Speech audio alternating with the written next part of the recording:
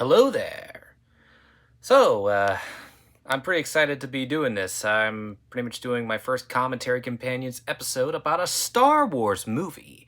And don't you worry, Empire Strikes Back will not be the only Star Wars movie I'll be talking about on this channel. For now, just wait and see. Before I begin, I need to address the elephant in the room. Now, as you know, Star Wars has been famous for having the digitally remastered additions to the original trilogy, and funnily enough, I mean, Empire Strikes Back is one of the few of the Star Wars films to not have too many additional scenes or many changes, because it's that perfect. But yeah, so I'll be doing a commentary on this one specific version of Empire Strikes Back. It's not the 2012 edition that was released for Blu-ray, or possibly any changes from the Disney Plus version. I am looking at the digitally remastered version of Empire Strikes Back that was released in 2004. So it's the 2004 digitally remastered version, not the theatrical version, especially since it's kind of hard to find a theatrical version, if you catch my drift. But anyway, yes, I am going to be looking at the 2004 digitally remastered version of Empire Strikes Back. I'm not sure if there are many significant changes in the 2012 version or the Disney Plus version, but anyway, Empire Strikes Back is currently available to watch on these platforms. You can watch Empire Strikes Back while listening to the commentary on these platforms or on your DVD. But anyway, let's sit back, relax, and enjoy this commentary that celebrates the 45th anniversary. Happy Star Wars Day!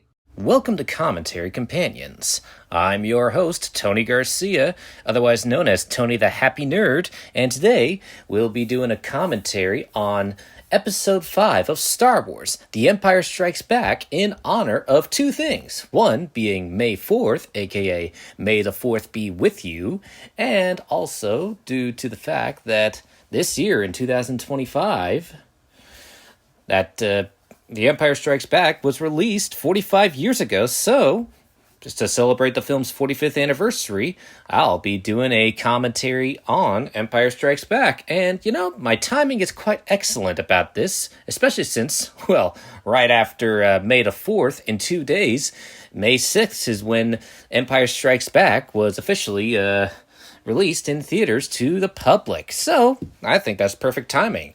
Whether it be May the 4th, Revenge of the 5th, or Revenge of the 6th. I just have, I got no problem talking about it because I love Star Wars. It's like, I love it all. I mean, I love the original trilogy, I love the prequels, and yes, I do love the sequel trilogy because I'm always happy to see it in theaters, and I even like the anthology movies Rogue One and Solo, and I do like the TV shows as well, and whether it be live action or cartoons. And Empire Strikes Back is one of my favorite Star Wars movies of all time. Like, I've mentioned this before in my unboxing video for the Disney trilogy. It's like, when I'm ranking the trilogy, it's like OG, I like Empire Strikes Back. Prequels, I like Revenge of the Sith. Disney, I mean, I like The Last Jedi. I know that's a controversial take, but hey, it's like, I like what I like. It's like, I see them as Star Wars, so I love them as Star Wars. I love them. I do not discriminate. And, you know, I am so excited to be talking about this. Like, you know, I mean, it's like the other day I actually got to watch Revenge of the Sith in theaters, and I still think that film still holds up 20 years later. It's amazing that this year we're celebrating the anniversaries of both Revenge of the Sith and The Empire Strikes Back, and especially since these films are held in such high regard, and of course we all know that Empire Strikes Back is considered one of the best of the Star Wars films, and I do agree. Its reputation precedes it, so much so that it didn't really need much altering when it came to the digital remasters. Now, this is also, and what I think is interesting is that Empire Strikes Back marks the first time in which a Star Wars movie was not directed by George Lucas. In George Lucas's place was the late but great Irvin Kershner. Irvin Kershner was something of a mentor to George Lucas.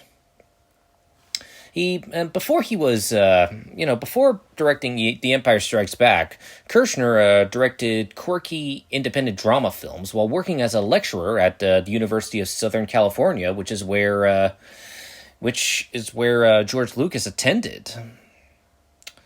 Yeah, he directed such campy dramas such as Stakeout on Dope Street, The Young Captives, Spies, The Return of a Man Called Horse. But The Empire Strikes Back is where he really started becoming a big deal. And he even played Zebedee in The Last Temptation of Christ. After The Empire Strikes Back, the only two other films that Irvin Kershner directed were Never Say Never Again and RoboCop 2. But after that, he kind of retired from directing in general, but that didn't stop him from directing a few TV films and such. And he also did a lot of producing, but his main source of income was as a lecturer for USC. I mean, when George Lucas was about to do a sequel, it's like he felt quite burnt out after the unpleasant experience of having to direct the first film. Because you gotta remember, directing the first Star Wars movie, A New Hope, was stressful for George. So, I mean, he lost sleep, and it really took a toll on his marriage. It was just all around difficult, and so he really didn't want to do directing duties after that. So he wanted to find a worthy replacement, and he ended up finding a good director in his mentor and friend Irvin Kershner, and that's how they ended up collaborating on this. Now here's another interesting fact about Hoth. When shooting on location in Finse, Norway, a fierce snowstorm hit the hotel where the cast and crew were staying. This would have normally halted filming, but director Irvin Kershner thought these weather conditions were an excellent opportunity to film the scene where Luke wanders through the snow after escaping the Wampa Cave. He did this by sending Mark Hamill outside into the cold while he and the cameraman stayed and filmed inside the hotel's front hall. Now, we all associate Star Wars with that iconic wall crawl that gives basic exposition. And to preserve the dramatic opening of the Star Wars movies, George Lucas insisted on moving all the credits to the end of the movie. However, although the Writers Guild and Directors Guild had begrudgingly allowed this on A New Hope because the movie wasn't expected to be very successful, they resented the trend being continued on in this movie. First, they tried to pull this movie from release, but they were unsuccessful. They then fined Lucas heavily and tried to fine Irvin Kershner, but Lucas paid all the fines himself, which was nearly $250,000. Lucas then bitterly dropped his membership in the Writers Guild, Directors Guild, and Motion Picture Association of America, a move that has hindered his hiring choices on later movies. Now, fun fact, Carrie Fisher was 5'1" in real life, and she had to stand on a box for many of her scenes with Harrison Ford in order to make up for the height difference, and have her appear in the frame with him due to Harrison Ford also being 6 feet tall. And, by all accounts, The Empire Strikes Back is an indie film, if you stop and think about it. Now, to be fair, yeah, Empire Strikes Back is a blockbuster, but by all accounts, it's also an indie film, especially kind of like how Iron Man was an indie film itself. Now, hear me out on why I say that Empire Strikes Back is an indie film.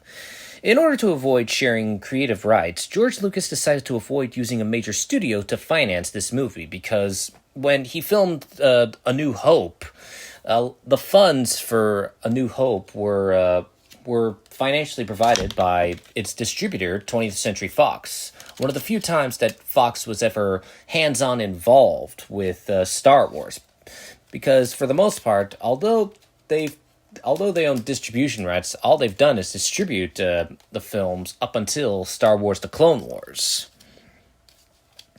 Now, George Lucas instead bankrolled a $30 million production himself, using a combination of his profits from A New Hope and a bank loan. Although the move was risky, it paid off several times over. Lucas recovered his investment within 3 months of the movie's release. He then showed gratitude far beyond the Hollywood norm by sharing the profits with his employees, nearly $5 million in bonuses. So, yeah, Empire Strikes Back was financed by George Lucas himself, which is kind of a rare move, but that's just like an indie film, because usually independent films that are without a major studio are often financed by other people, like the main producers and sometimes the directors themselves, which is quite admirable. It's kind of like Iron Man. I mean, technically, by all accounts, Iron Man, while a blockbuster, is also an indie film because Marvel self-financed the first Iron Man movie.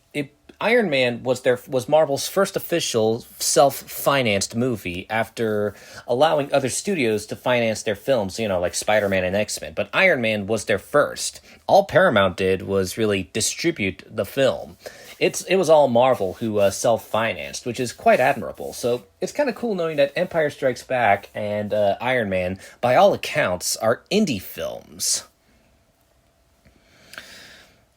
Now, the shots where Luke uses his Jedi powers to retrieve his lightsaber from a distance were achieved by having Mark Hamill throw the lightsaber away, and then running the film in reverse, which is actually quite clever and a good practical use. And yeah, the digital remaster features the first appearance of the Wampa. He's a big boy. There goes his arm. Don't mess with Luke, it'll cost you an arm. Let's see. Okay, filmography. But, yeah. Empire Strikes Back is also the first official screenwriting debut of writer and director Lawrence Kasdan. Empire Strikes Back was his first collaboration with George Lucas and with the Star Wars franchise in general. And he was just a filmmaker at first, and but he would stay with the franchise up until Solo, a Star Wars movie. But it's kind of cool knowing that he got his official start writing Empire Strikes Back. I mean, I know a lot of people know Lawrence Kasdan for directing great hits like The Big Chill, Silverado, The Bodyguard, and all that. But whenever I see Lawrence Kasdan's name, I immediately think of Empire Strikes Back. I mean, I have such a positive association with all that. And the screenplay, which was written by Lawrence Kasdan, was also co-written by Leigh Brackett, who kind of... this was actually... she worked on an early draft of The Empire Strikes Back, and elements of which remained in the film. Sadly, she died before Empire Strikes went into production, so by all accounts... this Empire Strikes Back was a posthumous screenwriting collaboration for Leigh Brackett. It's sad. I mean, dying at the age of 62, but her contributions are quite have always should not go unnoticed, because she contributed a great part to Empire Strikes Back, helping with improving on the original while taking out what didn't work and portraying it in a quite mature tone, which really does benefit the movie, at least in my opinion.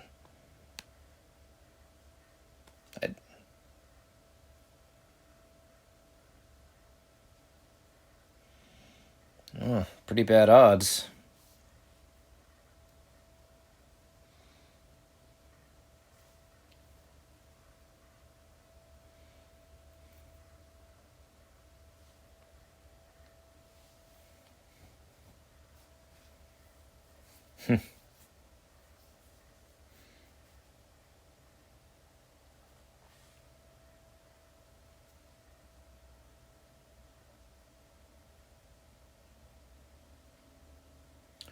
Sorry if I'm so quiet about all this. I mean, I just really do love The Empire Strikes Back so much. That you know me, I'm a guy who's so enthusiastic about watching the movies he talks about. Now, and there we have Obi-Wan Kenobi.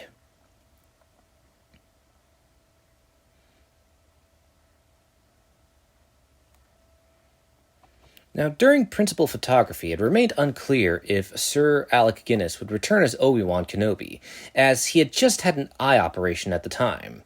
He finally did agree and worked just one day on the movie, on Wednesday, September 5th, 1979.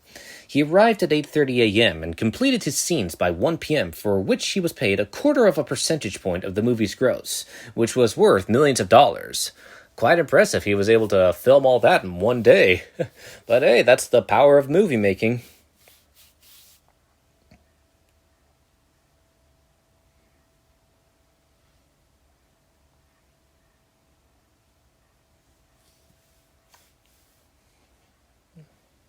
Oh, poor Tauntaun.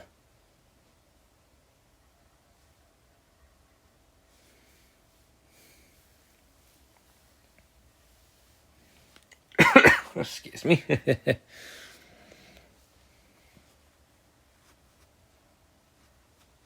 Also, apparently during this time, before I get to that, this is also the first time a non-Jedi, specifically Han Solo, ever used a lightsaber.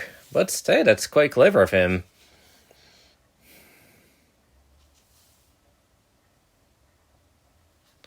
But yeah, that's quite brave of Han.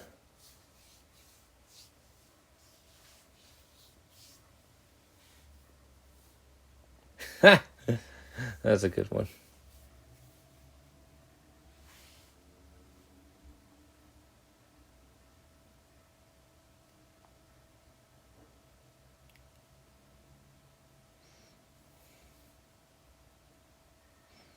You won't believe this. This movie premiered at a limited number of theaters, and those all in large metropolitan areas, because it was first released only on 70 millimeter film, for which only the largest and most prosperous movie theaters had projectors. It was many weeks later that the movie was released on standard 35 millimeter film for other theaters in North America and around the world. In Lee Brackett's original draft of the script, Darth Vader was not Luke's father. The character of Anakin Skywalker actually appeared in the movie as a Force spirit to train Luke. Anakin's characterization was later split into the characters of Yoda, and the Force spirit technique was used to allow Obi-Wan Kenobi to appear in the movie. The first draft of the screenplay that Brackett also wrote contained the revelation of Luke's sister, her existence disclosed by the ghost of Anakin Skywalker, referred to as Nellis Skywalker. Anakin explains that it was he, not Obi-Wan, who separated the twins at birth to protect them from Darth Vader, and that Nelith also underwent Jedi training in another part of the galaxy so she could join forces with Luke to defeat the Sith. This concept was dropped in the second draft of the screenplay when Lawrence Kasdan came on board, along with the appearance of Anakin Skywalker, and replaced with a scene of Obi-Wan and Yoda discussing how they must find another Jedi apprentice in anticipation of Luke's failure. This too changed in later drafts, resulting in the more ambiguous scene in the final version where Yoda assures Obi-Wan that there is another.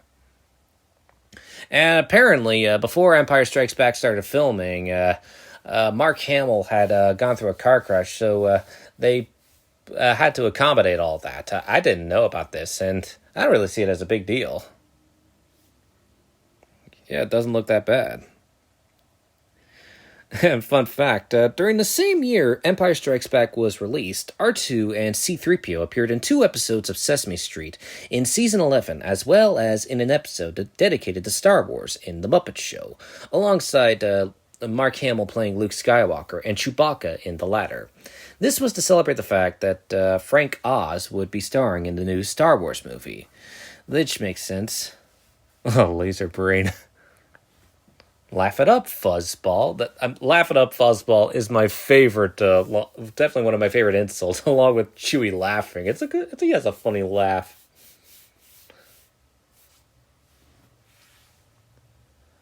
I gotta learn what Nerf herder means. I mean, Nerf herder is pretty funny. What does a Nerf herder? mean? Oh, there's a rock band named Nerf Herder. Oh yeah, naturally, Nerf Herder was formed in 1994. I didn't know there was a rock band in Star Wars. Okay, in the Star Wars universe, a nerf herder refers to someone who herded nerfs, which are large, herbivorous creatures similar to cows. The term has become an insult, often used to disparage someone as a commoner or someone of a low social standing. Princess Leia, yeah, I think it makes sense that Princess Leia would call Han a nerf herder. She's pretty much calling it. It's a fancy way. It's a fancy way of saying a space commoner. If you stop and think about it, I mean that's kind of funny. Yep. While herding nerfs is a legitimate occupation in the Star Wars galaxy, like I said, it's often associated with lower class beings or those from less prominent backgrounds. Yep. Now, nerfs are native to the planet Orderon. They are also found on other planets throughout the galaxy, particularly in the core and mid-rim.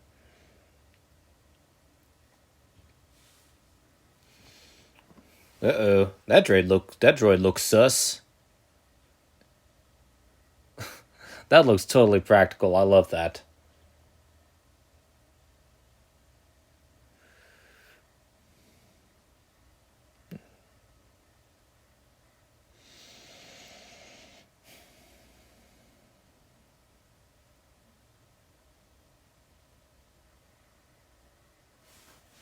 Oh yeah, GTFO Rebel Alliance. And also, this is the official first time that the famous Darth Vader theme song is used in a Star Wars movie. Now, the theme song, which is often associated with Darth Vader, hadn't been featured in A New Hope. In fact, A New Hope is the only Star Wars movie to not feature the Empire theme slash Darth Vader theme. But after the Empire theme was featured in Empire Strikes Back, it became part of the Star Wars franchise, being featured in every other movie, including the prequels, in some shape or form, often being associated with Darth Vader, which makes sense.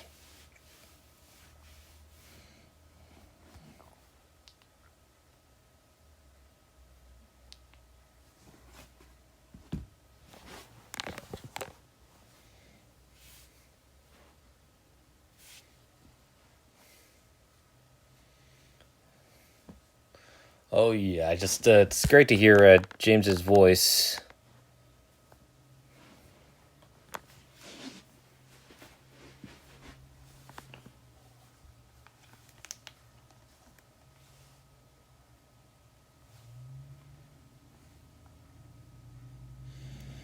Yeah, the blizzard and the Hoth scenes are a real blizzard. No effects were used. Harrison Ford could not arrive at the filming location via the regular train route as it was closed due to the bad weather, so he went to the site on a snowplow. And isn't that interesting? Now, in an interview with Cinescape magazine, director Irvin Kershner said he had no interest in movies with special effects. However, he was won over by George Lucas, although Kershner was determined to make the movie more about characterizations than hardware. Kershner spent several months working on the script with Lawrence Kasdan, pushing the writers into humanizing the characters more, something that Lucas has often been criticized for failing to do.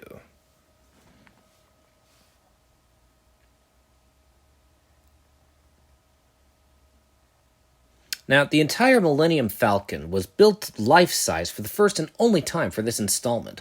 Only half of the spacecraft was constructed for A New Hope, and just part of it was used for the deleted sandstorm scene in Return of the Jedi. It measured 65 feet, which is 19.8 meters, in diameter, and 16 feet, 4.8 meters, in height, with a mandible giving it an overall length of 80 feet, 24.3 meters. The Falcon's weight was 23 tons. That's just, to quote Marty McFly, whoa, this is heavy, man.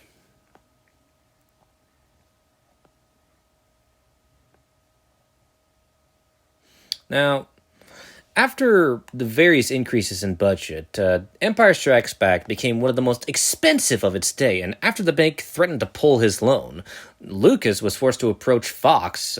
Yeah, Lucas made a deal with the studio to secure the loan in exchange for paying the studio more money, but without the loss of his sequel and merchandising rights.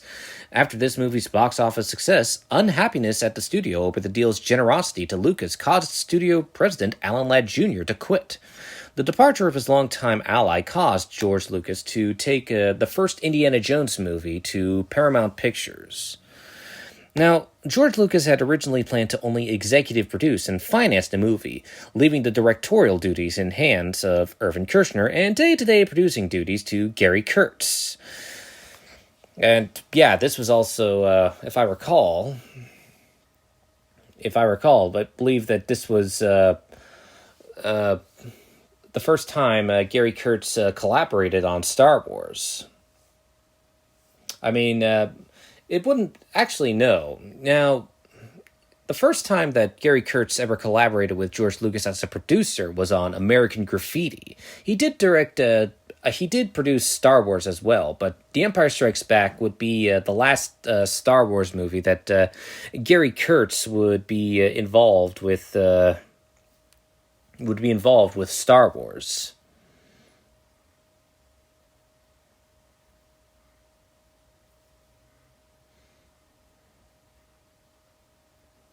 Now, like I was saying about the fact, so George Lucas had left day-to-day producing duties to Gary Kurtz, as directing A New Hope had left Lucas exhausted and sick, and he had intended to take time off to start focus on the expansion of the Lucasfilm company and spending more time with his then-wife, Marcia Lucas, so that they could start a family and finish construction on Skywalker Ranch.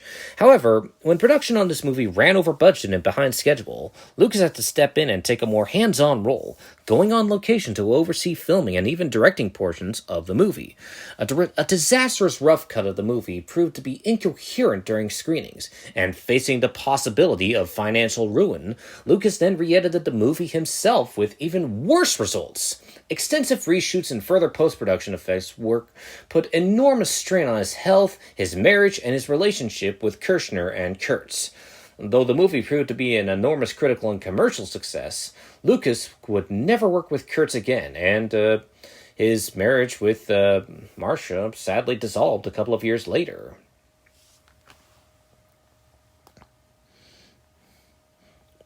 A fun fact, Han Solo's use of his mount's entrails to keep Luke warm is actually a Native American trick. According to legend, a hunter named Hugh Glass had killed a bear despite being mauled severely in the American frontier. He was abandoned by his fellow frontiersmen and had to crawl hundreds of miles to safety. On the way, he became trapped by a sudden blizzard. He cut open a horse's stomach and climbed inside and stayed warm and safe until the storm had subsided. This event was dramatized in The Revenant, starring Leonardo DiCaprio as Glass, which also won him his first Academy Award.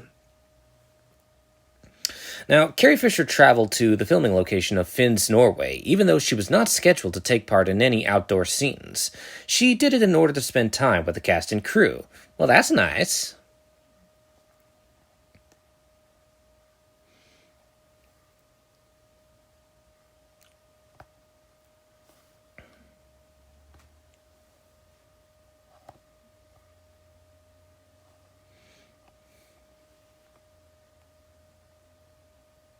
Oh, you're going to laugh at this. Now, Mark Hamill's wife gave birth to their first son early one morning, and Mark went straight from the hospital to shooting. This was the day they filmed the shots of Luke climbing out of his snowspeeder before it is crushed by the Imperial Walker, and Mark accidentally broke his thumb during the stunt, which is pretty funny. And this is also the first appearance of the AT-ATs. I usually call it AT-AT, but I guess it's AT-AT, and who am I to question the legitimacy of Star Wars canon?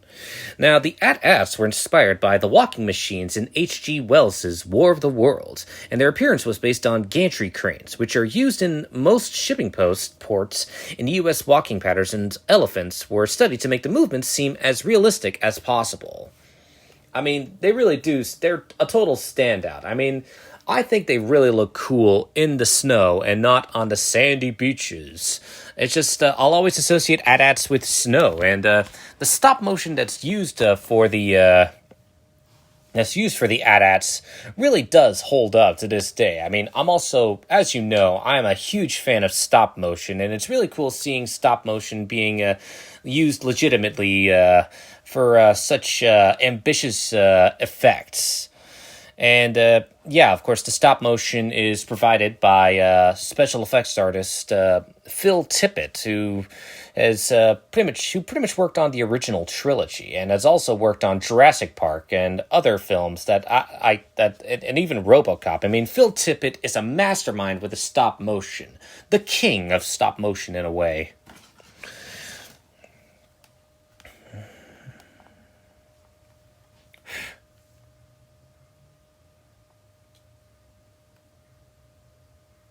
Now, the only way to get to the set in the midst of a blizzard during filming in Norway was on a snowplow train, which had a giant auger on the front, pushing through the snow to deliver the actors to the set. The weather conditions were so severe that the crew put the camera in the back door of the hotel. The cast and crew were staying and shot from out the door, 12 feet from the hotel out in the blizzard. Also, Empire Strikes Back is the first movie to have a 5.1 surround sound mix.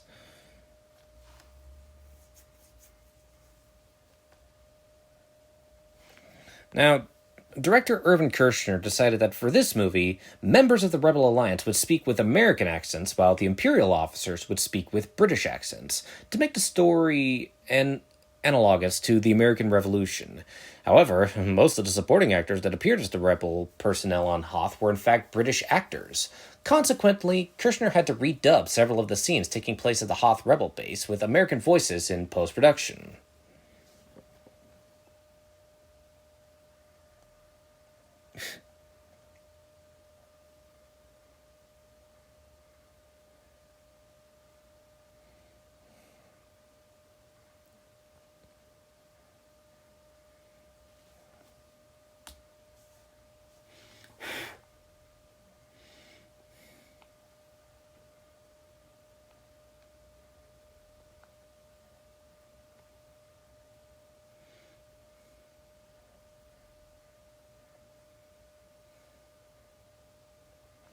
Now, the Imperial AT-AT walkers were all animated through traditional go-motion techniques, except for the scenes where they fall.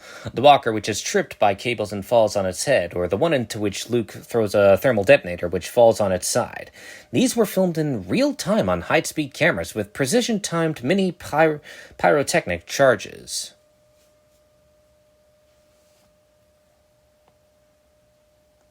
Now, Irvin Kershner initially turned down the opportunity to direct a movie as he felt that it would be too difficult to top the success of A New Hope. He took the job when his agent convinced him that he shouldn't pass on the opportunity to make a sequel to one of the most popular movies in history. Quite smart. Now, the sound of the Tauntauns were produced by recording the sound of an Asian sea otter named Moda.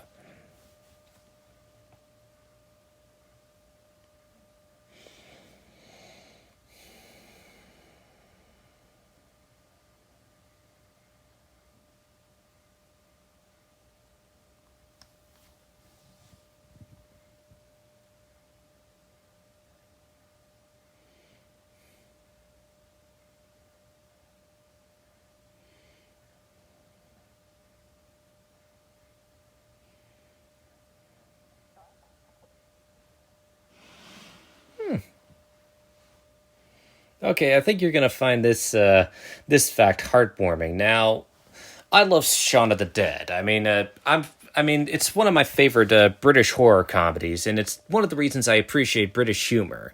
And Simon Pegg is really funny in that film. But yeah, Simon Pegg said that he showed Empire Strikes Back to his daughter while she was still 3 years old.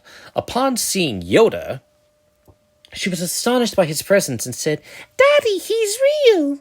Pegg admitted that he was moved to tears by what he had just witnessed. He later shared this story with his friend J.J. Abrams, who directed The Force Awakens. During a meeting with the executives of Lucasfilm and Disney, Abrams told Pegg's story. This had a great influence on the aesthetic of The Force Awakens and any subsequent Star Wars movie, which would rely more on sets, practical effects, and puppetry, as opposed to the extensive use of CGI in the prequel trilogy. During the production of The Force Awakens, when Pegg visited Pinewood Studios, a puppeteer recognized him and said, "Hey, you're the guy whose daughter saved Star Wars." Fun fact, in certain shots of the Rebel hangar, the filmmakers enlisted children as extras. The reason for this was that the actors' short statures would make the hangar appear larger than it actually was.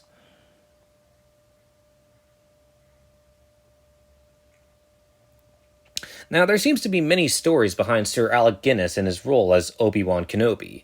In George Lucas's original treatment, when it was all one story instead of a trilogy, Obi-Wan lives throughout the whole story, a fact confirmed by George Lucas. However, Obi-Wan ends up getting killed off in A New Hope. We know that. There are many stories as to why Lucas changed it. There are some stories that either Guinness demanded that Obi-Wan was killed off so he wouldn't have to appear in any sequels, or Lucas did it on his own, much to the bitterness of Guinness. In the New Hope commentary, Lucas says that he felt it was a waste of Guinness's talents to have him stand beside Princess Leia in the control room during the Death Star battle, as it was scripted, and too outlandish to have elderly Obi-Wan join the dogfight. So he killed off Obi-Wan in order to spur Luke on to going into Jedi training and defeat the Empire. In any event, when it came time to make this movie in which Luke begins his training, Lucas drew from the ugly creature with mystical powers mythological archetype, as he did when creating Star Wars, and created Yoda as Luke's new Jedi Master. Kenobi still makes appearances in the sequels as a Force spirit, which is smart. Also, The Empire Strikes Back is the only Star Wars original trilogy movie that does not take place on the desert planet Tatooine, even though it's mentioned at the end of the movie. I mean, it does appear in the other movies, and Tatooine is the only planet that appears 6 times in the entire saga.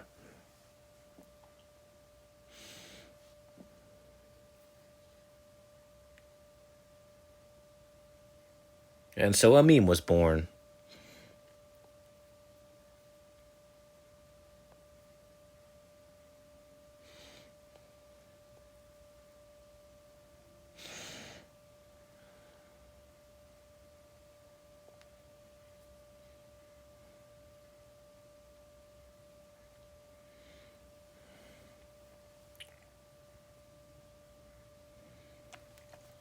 Now, in the Hoth Command Center, Han makes a reference to that bounty hunter we ran into on Ord Mantell.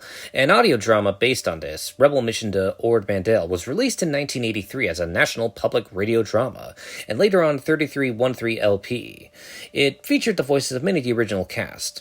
Ord Mantell does not appear in any of the movies, but it does appear in several episodes of The Bad Batch. Now, a few months prior to Empire's movie release, movie composer John Williams, who composed the music to this, was named conductor on the Boston Pops Orchestra. During Williams' first televised performance with the orchestra on PBS's Evening at Pops, he publicly premiered some of the new scoring pieces he composed for the movie.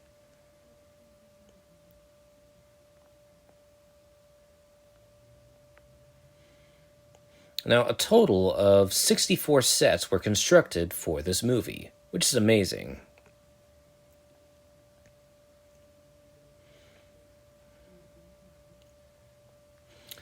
Now, director Harley Kokolas, who was a friend of Frank Oz, having worked with him on The Muppet Show, visited the set toward the end of filming when the production team were struggling to get everything in the can before they ran over schedule. Kokolas was hired on the spot as an additional director and is credited as one of the second unit directors.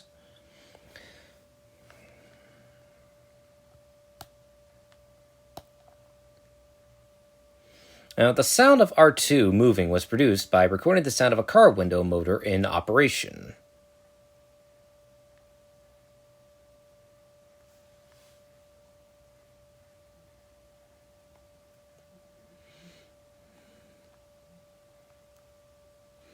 Now, 8 R2-D2s were used in the making of this movie. Kenny Baker used 2 that were lighter and more comfortable than the ones from A New Hope. 3 were dummy versions which could be damaged, and another 3 were remote-controlled. Well, here's a crazy fact. Shortly after release, Darth Vader's name was changed to Lord Fenner in Italy. This is because the word Vader in Italian sounds like toilet. I mean, that's fair.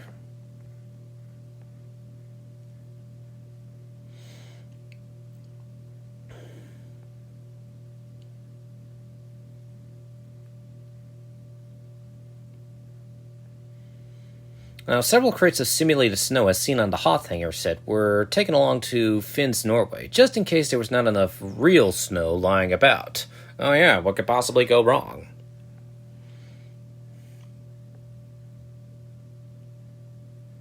That's a bumpy ride.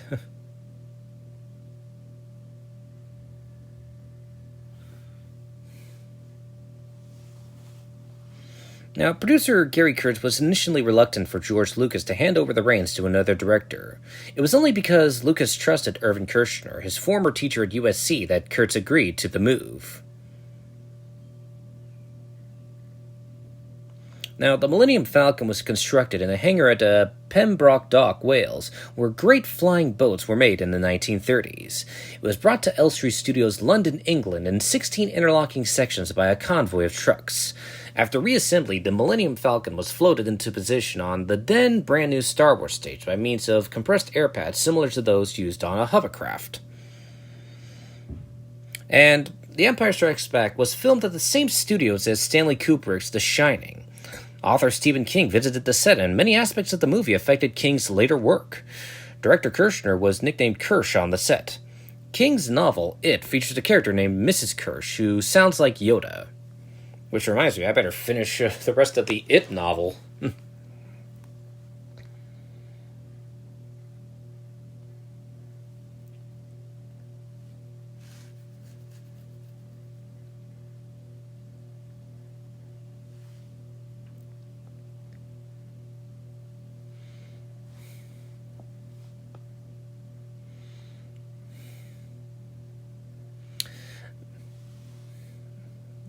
Harold Weed, an Industrial Light and Magic staffer who assisted in designing the Wampa costume for the special edition, was cast as the Wampa for this movie after he was used as the model for the costume.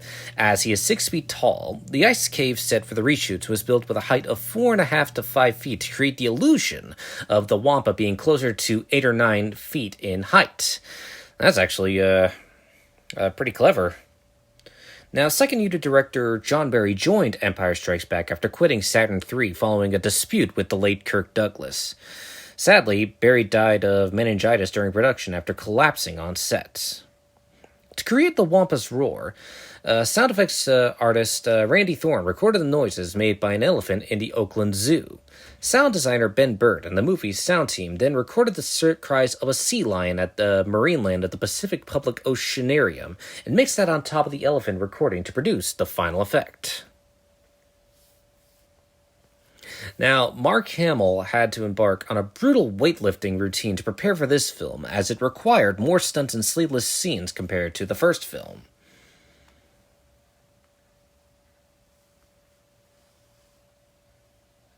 And it was actually Gary Kurtz who came up with the title of Empire Strikes Back, which makes sense. Now, for the Dagobah scenes, Mark Hamill was the only one listed on the call sheets as an actor. No respect for Frank Oz? How rude! And so we have the first on-screen appearance of Dagobah, which is heavy in the Force. Quite amazing. Whoops. Sorry, I accidentally dropped something. Oh, shoot. I think I killed my alarm clock. Oh, now it's rebooting. Hey, you know what they say, stuff happens. Yep. Well, shoot. That's a snafu.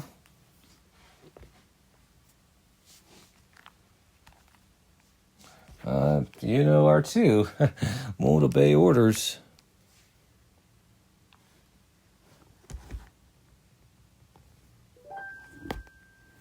Yeah, and that was my alarm.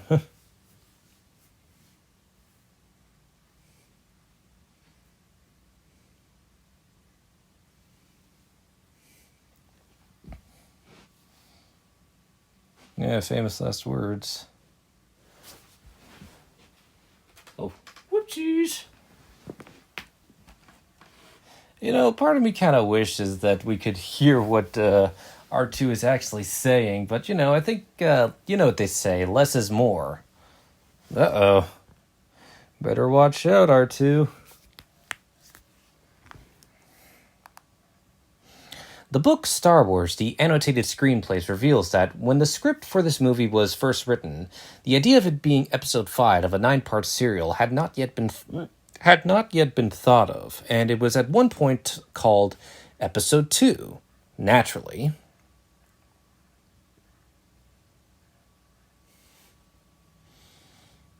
Ah! Oh, poor R2.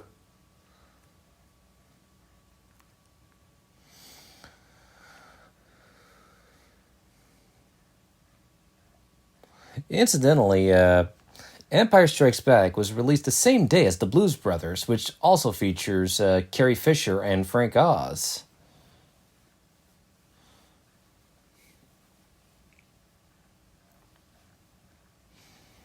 Now, most of the rebel ground troops in the Hoth battle were Norwegian extras. Because they didn't speak any English, 2nd Unit Director Peter MacDonald had to act out what he wanted them to do by pointing in the direction of the enemy, which wasn't visible during shooting, and demonstrating the recoil mission he wanted for the blaster rifles.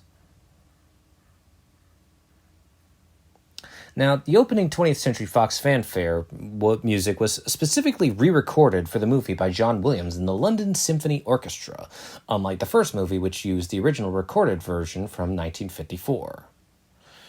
And also, your fun fact, they actually used, apparently, some of the sound effects for when his meditation chamber opens was used by recording Alcatraz cell doors all open. Like I was saying about the fanfare. Now, the 20th Century Fox fanfare music was specifically re-recorded for the movie by John Williams, unlike the first movie, which used the original recorded version from 1954. George Lucas specifically requested the longer version of the fanfare for A New Hope, which 20th Century Fox used for its CinemaScope productions during the 1950s, even though it had been replaced by a shorter version by 1977.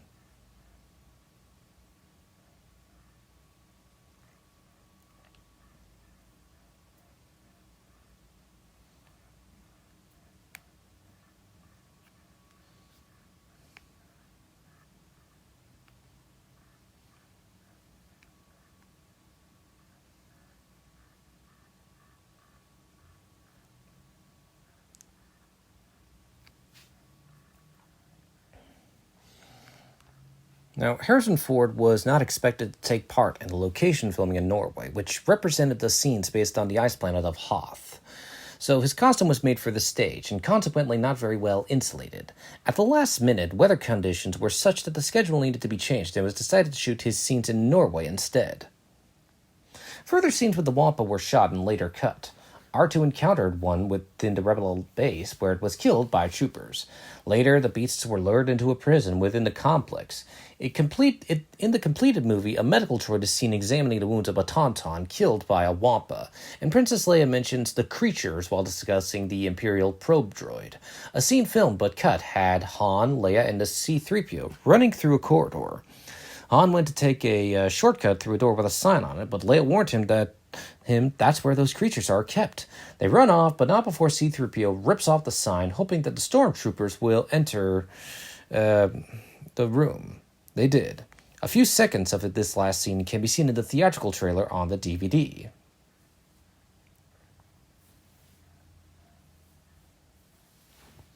Yes, it is.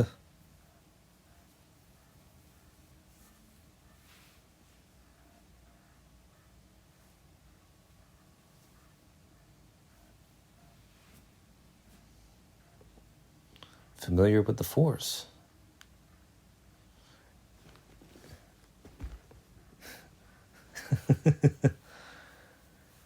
And there's Yoda, one of my favorite characters. Found someone, you'd have. Now, before he got the name Yoda, apparently Yoda was originally supposed to be named Buffy. Could you imagine the character Jedi Master Buffy? That would be so silly.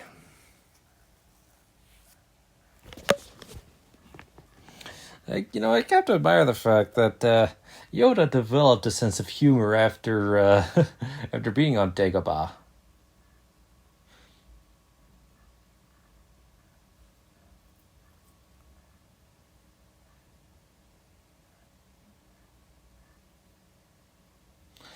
Fun fact, in the novelization to Empire Strikes Back, Yoda is depicted as having blue skin.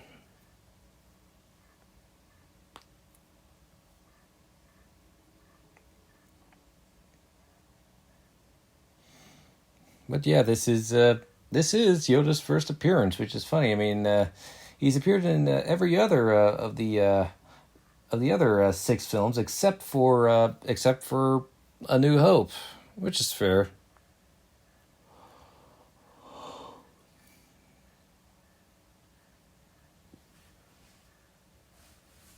Yeah, I think that's the equivalent to, excuse me?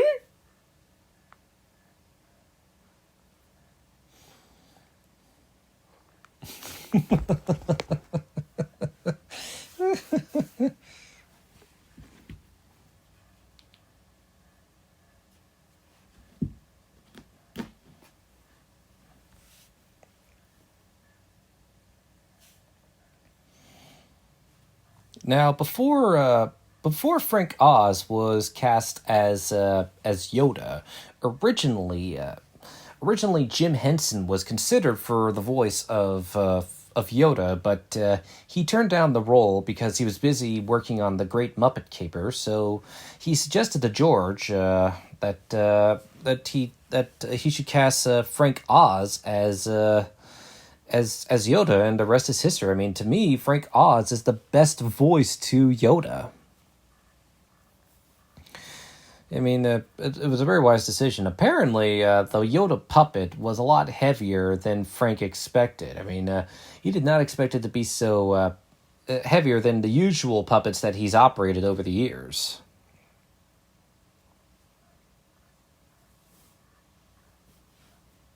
Ah, yes. I kind of that droid from Solo.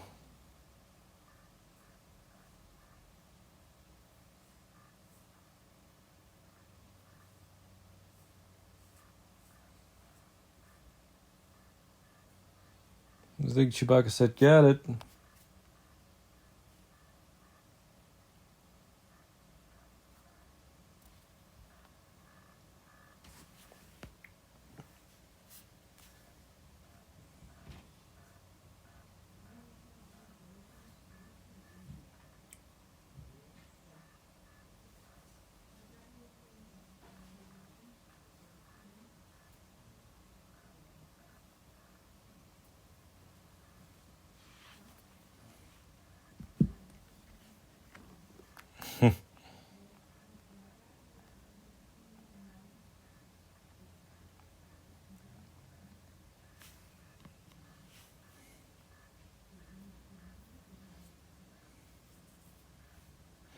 Now, George Lucas offered Empire Strikes Back to Lawrence Kasdan before even reading his rough draft of Raiders of the Lost Ark, having already read his script for Continental Divide, and having worked with him and Steven Spielberg to develop the story of Raiders largely from scratch. After watching Eraserhead, George Lucas offered the directing role to David Lynch, but David Lynch turned it down on the grounds that his surrealistic directing style would not match Lucas's vision. Lynch would eventually go on to direct the massive flop Dune, another science fiction epic, so maybe it's a good idea that George Lucas did not hire David Lynch.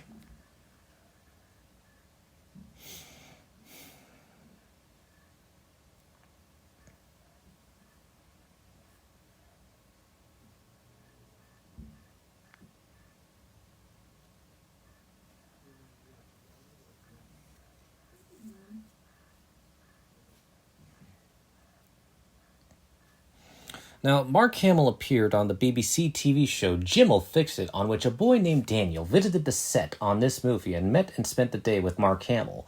Hamill, in character as Luke Skywalker, got R2-D2 to set up a picnic for him and Daniel on the Dagobah set, and Daniel and Mark, in character, got to know each other, Hamill asking Daniel what his favorite scenes were from A New Hope. Hamill got R2-D2 to show Daniel a clip from Empire Strikes Back, and after having the picnic and talking to each other, R2-D2 showed Daniel the way out of Dagobah's set. And so we have the first appearance of Emperor Palpatine. Now, in the original theatrical cut to The Empire Strikes Back, the Emperor was originally portrayed by Elaine Baker, who was the wife of Rick Baker, and the Emperor was voiced by the late Clive Revill. But in later renditions of The Empire Strikes Back, he would be replaced by Ian McDiarmid in the Palpatine makeup and to maintain continuity. And it's a very smart move. And, I really do like the 2004 rendition of Darth Vader interacting with Darth Sidious in this scene. It's definitely, I just like it a lot, and I really like how Ian McDiarmid calls Luke the young rebel that destroyed the Death Stars, the offspring of Anakin Skywalker. It's a good dialogue, and this was this was the first official appearance of Emperor Palpatine at the time. When George Lucas had envisioned the Emperor, he originally envisioned him as much more monstrous and having a scarier voice than Darth Vader's, to really show that he really was a master. But that wasn't the case. But you know what? I'm happy with what they got because Emperor Palpatine is one ruthless guy. And he's evil,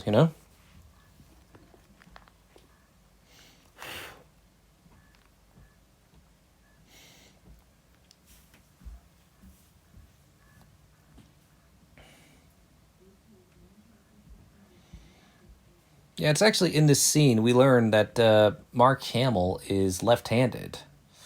It's kind of fun.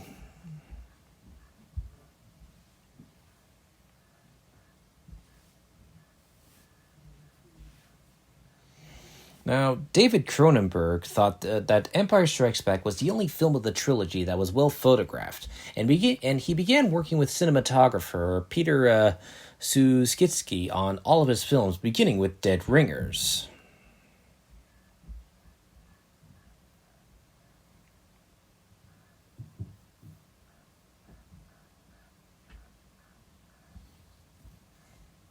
Time to drop the act.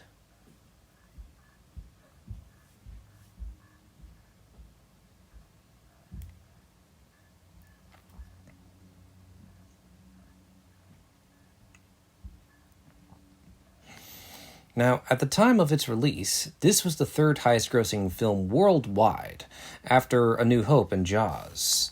And I really do like this dialogue between Obi-Wan and Yoda, discussing Anakin's anger and all that, especially after I watched Revenge of the Sith yesterday.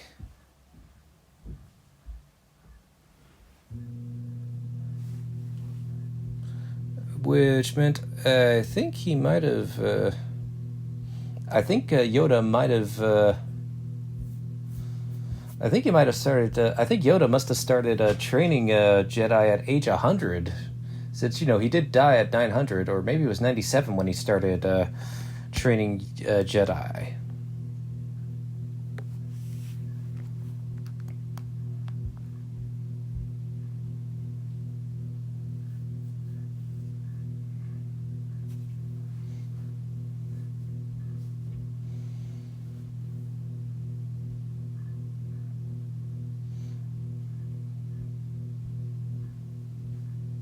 Yeah, very true.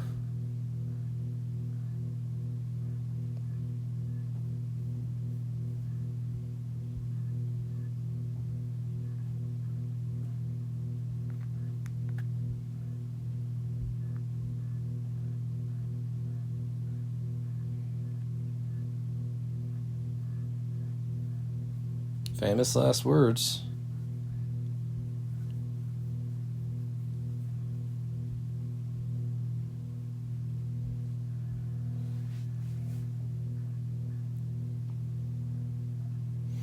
Now, Empire Strikes Back is the first sequel in history to gross over $100 million and over $200 million domestically, as well as the first to gross over $300 million and over $400 million worldwide, which is quite impressive.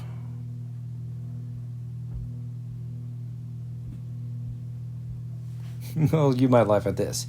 In a 2011 interview with George Strombaulos, I botched that, Kermit the Frog was asked if there was any role he regretted not getting in his career. He responded, "Yeah, Yoda. That was a big miscalculation on my part." Yoda's puppeteer Frank Oz was a frequent Jim Henson collaborator and played the voice of many Muppets. But you all know that.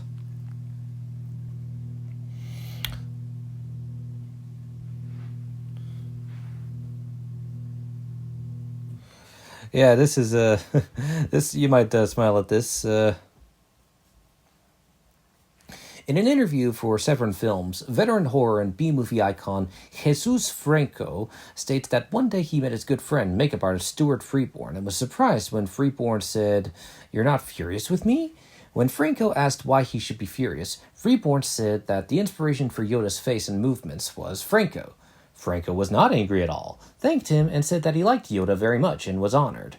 This interview is included amongst the extras on the 2015 Blu-ray edition of Franco's Vampiros Lesbos.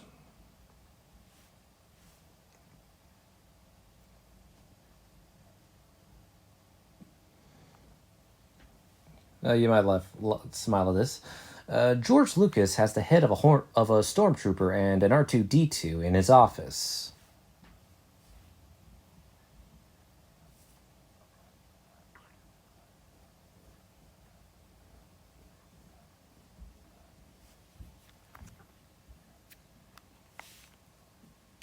Oh, you might laugh at this. Knowing that he was being dubbed by the late James Earl Jones, David Prowse became a lot more playful in the way he delivered his lines. At one point, he said hemorrhoids instead of asteroids, prompting his scene co-star Kenneth Cawley to burst out laughing.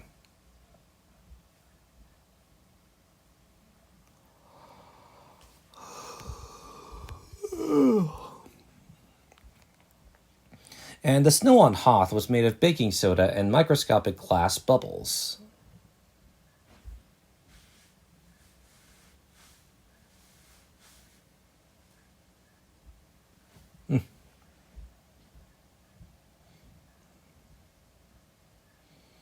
And this is a crazy fact. Yoda was almost played by a monkey wearing a mask, according to Reader's Digest Asia. Crew members realized early on that the monkey wasn't the right actor to play Yoda. "Look, the monkey's just going to pull off the mask over and over again. It's never going to work," said a Star Wars crew member, per Reader's Digest Asia. Smart decision. Now, the two other scenes, which are the swamps of Dagobah and the asteroid's creature, which has the Millennium Falcon, were done on the same soundstage used for the interior backgrounds of the Echo Base in Hoth.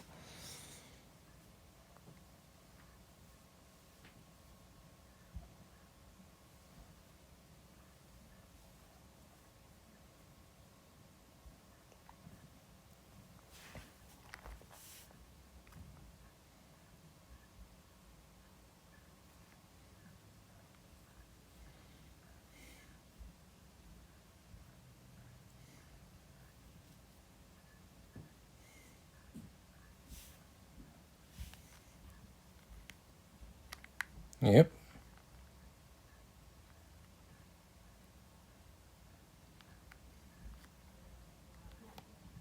That's not good. According to Mark Hamill, crew members often did their own Yoda voices during filming. Frank Oz had to ask them to stop so his own Yoda voice wouldn't be influenced by theirs. And when Mark Hamill was having a tough time doing the Yoda voice, when Mark Hamill was having a hard time being on Dagobah, Frank Oz would cheer up Mark Hamill by doing the Miss Piggy voice. That's good on Frank. It still amazes me all the characters that Frank has voiced. You know, I remember I remember putting two and two together that Frank Oz was also the voice of Grover and various other characters. I mean, especially since his voice as Yoda is quite recognizable when he does that voice for Grover. Except in the way they speak. The way they speak is quite different too.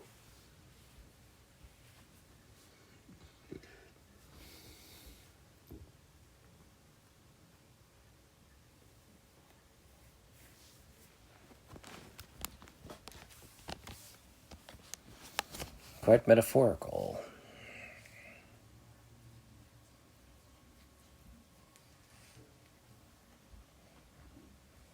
And he takes them with him.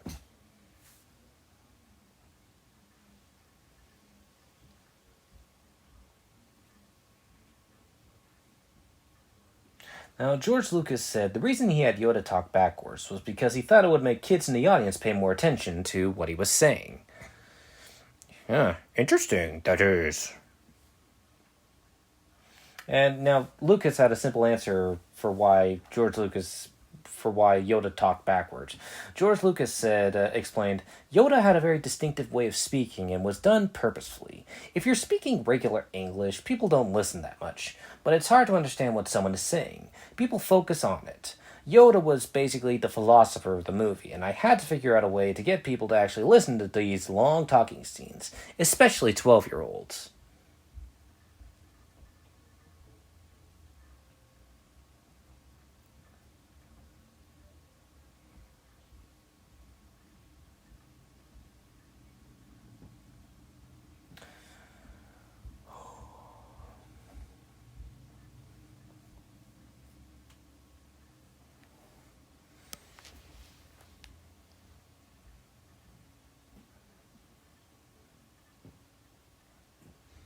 Oh, there's Vader. Vader, come out to play.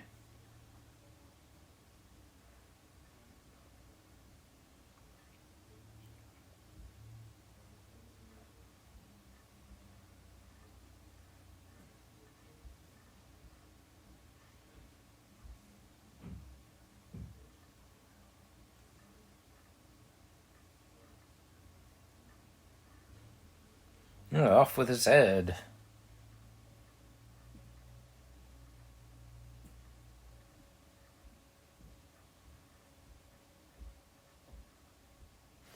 And apparently, this scene of the helmet exploding and revealing Luke's face also was one of the few times a real life lizard was featured in Star Wars.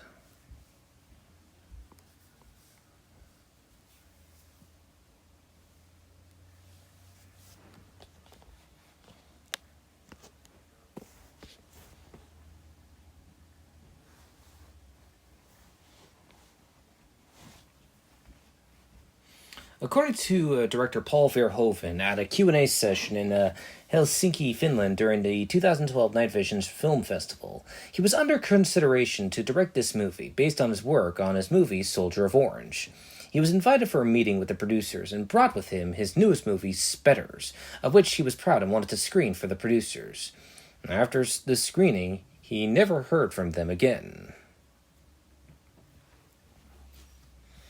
And this is the first live-action appearance of Boba Fett, even though his name is never mentioned in The Empire Strikes Back. I say first live-action appearance because Empire Strikes Back actually isn't his first appearance in Star Wars technically. As technically, Boba Fett's first official appearance was in the Star Wars Holiday Special from 1978. I know that it's forbidden to talk about it, but yes, technically Boba Fett debuted in the Star Wars Holiday Special. And in the Star Wars Holiday Special, he was voiced by the late Don Franks. And, Don Franks was a Canadian character actor who appeared in a lot of Canadian movies, and he was also a voice actor as well. And Don Franks' daughter was voice actress Cree Summer, who was provided her voice in so many cartoons from my childhood. I think it's really cool that her dad was the original voice of Boba Fett. Not many people acknowledge it, but I'll acknowledge it because it's what I do. I like to acknowledge the obscure. But yeah, Don Franks was the first original voice of Boba Fett. And in this, now of course, in the digitally remastered version, Boba Fett was voiced by Temuera Morrison, but before the digital remastered version, Boba Fett was voiced by the late Jason Wingreen. Other things that Wingreen was known for was as bartender Harry Snowden on the CBS sitcom All in the Family, which he reprised on the spin-off show Archie Bunker's Place. I didn't know he was on All in the Family until, recently. But yeah, he was on All in the Family, The Bravados, Marlowe, The Magnificent Seven Ride, and even Airplane, which that's quite surprising. I mean, surely you can't be serious. I am serious, and don't call me Shirley. But yeah, although he was uncredited, but yeah, Jason Wingreen was the original voice of Boba Fett before the remastered edition. Sorry, the way Yoda falls out is so funny. Where she goes. Anyway, like I was saying, of course, in the 2004 digitally remastered edition, Boba Fett would be voiced by Temuera Morrison, who voiced Jango Fett in Attack of the Clones and the various clone troopers in the live-action setting to the Star Wars prequels. Now, it totally makes sense why Temuera Morrison voices Boba Fett in The Empire Strikes Back for the digitally remastered edition. The reason for this is because, well, as revealed in Attack of the Clones, it turns out that Boba is actually a clone of Jango Fett. So it makes perfect logical sense that, Temuera Morrison would be the voice of Boba Fett and would then... And so, yeah, and I'm actually all right with Temuera Morrison as the voice of Boba Fett. And I think it's really cool that nearly 2 decades later, Temuera Morrison would then play Boba Fett in live action. It really does come full circle. I mean, that's quite the promotion, if you ask me. I mean, to me, Temuera Morrison, it was and always will be Boba Fett. Way to go, Temuera. You're the best.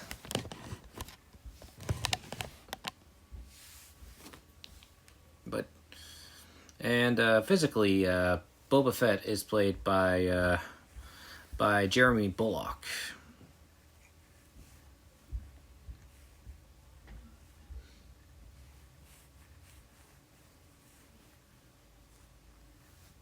And other roles that Jeremy Bulloch was known for, he was also in The Spy Who Loved Me, a James Bond film, and he even played Captain Colton in Revenge of the Sith over 20 years later.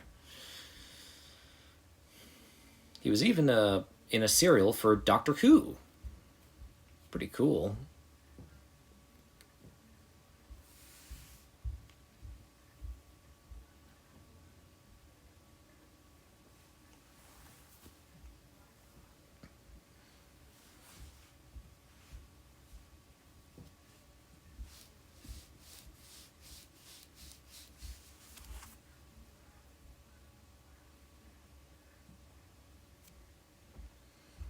I mean, I get that it's not easy for Luke. I mean, he could be quite brash like his father.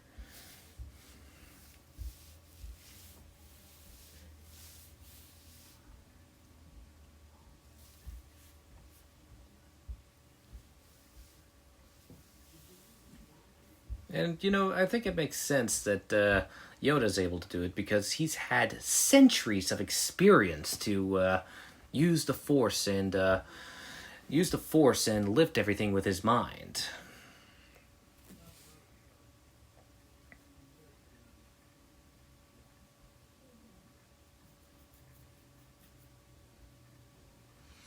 I mean, it also makes sense that he'd be able to summon lightning if he wanted to.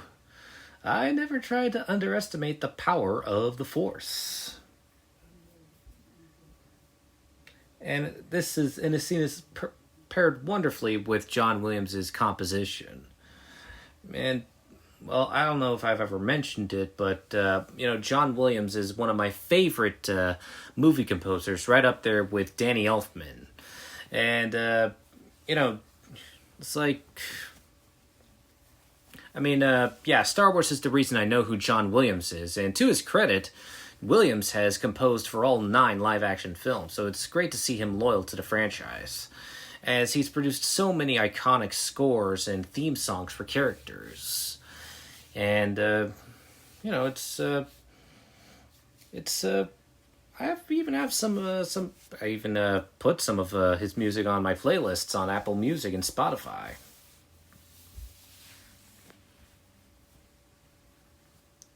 That is why you fail.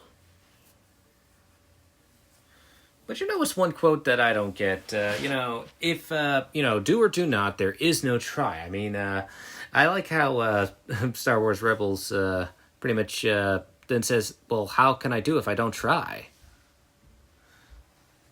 Yep. Ooh, that shows his cold, dark sense of humor. I mean, that is kind of a funny line. I mean, people forget that Darth Vader can't be funny when he needs to.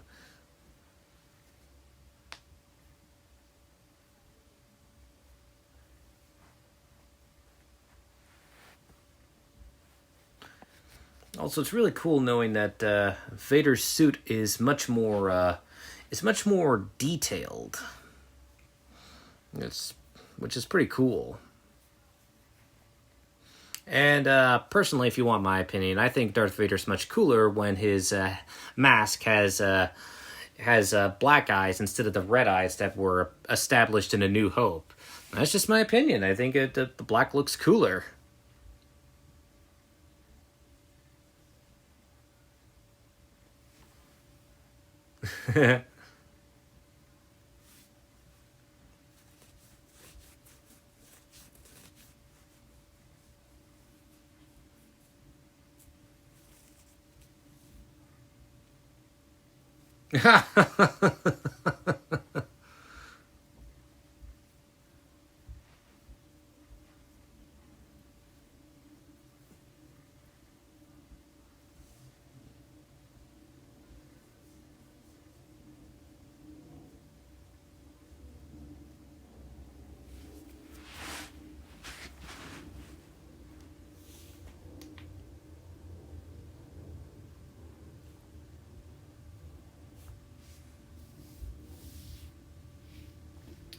Now, Weird Al Yankovic made a song called Yoda, which is a parody of the Kinks' Lola, and was written after Empire was released, but it wasn't released until his third album, 1985's Dare to Be Stupid, because of the difficulty of obtaining permission from George Lucas and from Roy Davies, who wrote Lola.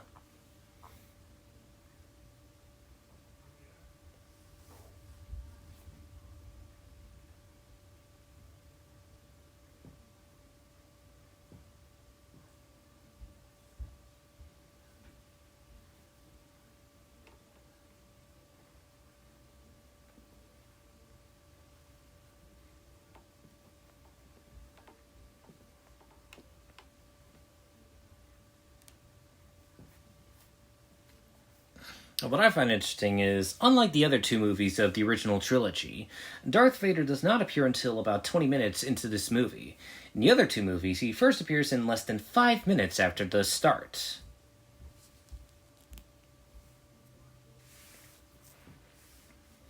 And here's a crazy fact. Alan Dean Foster had written a novel which was a sequel to A New Hope entitled Splinter of the Mind's Eye, which was published in 1978. The story focused on Luke Skywalker and Princess Leia, who were marooned together on the planet Mimban, where they encountered the locals and their struggles against the evil Galactic Empire, including Darth Vader. The novel was written in case Star Wars had not been successful, but due to Star Wars becoming a massive blockbuster success, Splinter of the Mind's Eye was abandoned in favor of The Empire Strikes Back.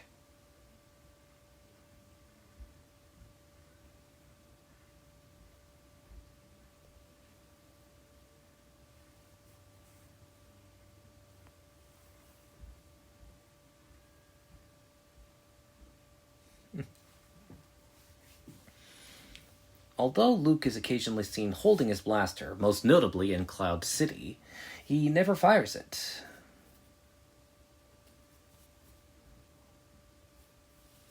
Now, director Irvin Kershner provided the voice of Darth Vader in the temporary mix of the movie before James Earl Jones recorded the final version.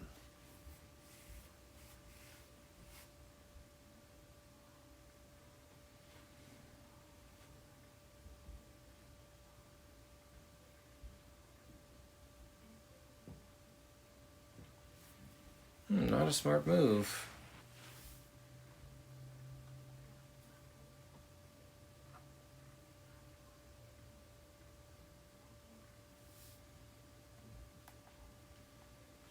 Besides, Han wouldn't technically die. And so, we have the first official appearance of Cloud City. Which is pretty cool. I mean, Cloud City was originally supposed to appear in A New Hope. Oh, excuse me. Yeah, so Cloud City was supposed to appear in A New Hope as sort of a prison thing, but that idea was scrapped. But thankfully, it seems George Lucas never lets a good idea go to waste, and so he pretty much decided to include Cloud City in The Empire Strikes Back to pretty much allow to pretty much to make it a setting on another planet, which is a pretty smart move. I'm glad to see it didn't go to waste.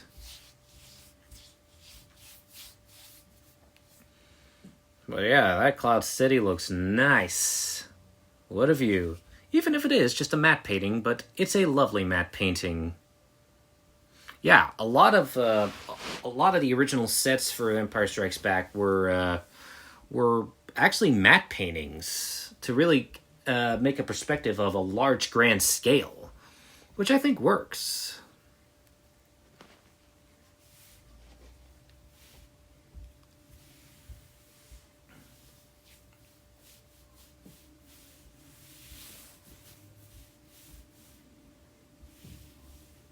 Yeah, that's not suspicious. Yeah, so that's nice. Trust me, famous last words.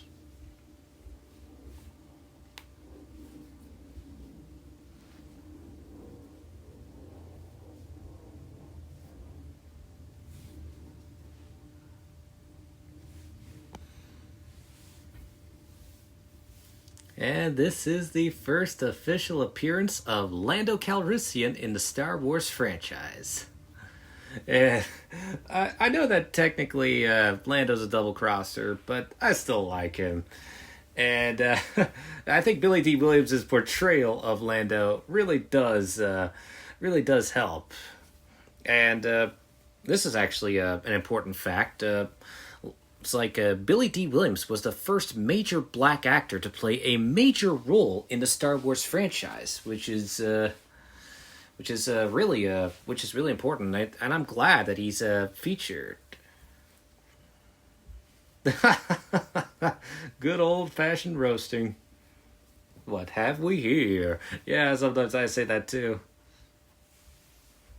And I really do like the chemistry and charm that Billy D. Williams brings to the role of Lando. I mean, he has such great chemistry with Harrison Ford and Carrie Fisher. An old smoothie.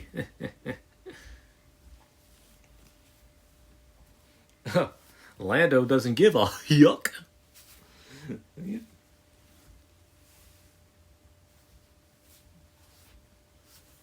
That's a good way of putting it.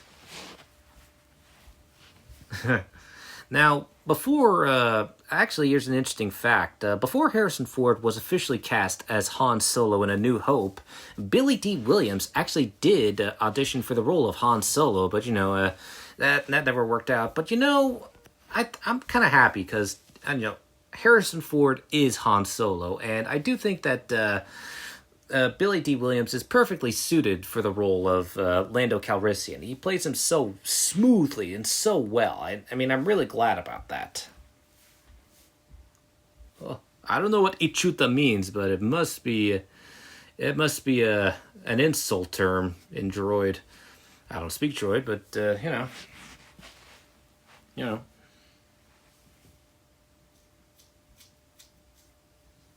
Well, that escalated quickly.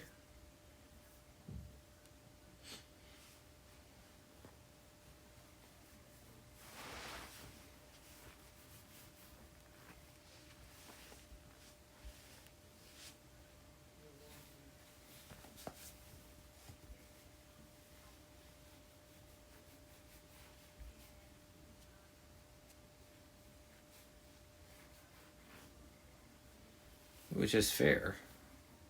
I mean, but that's also fair. I mean, Luke doesn't know that.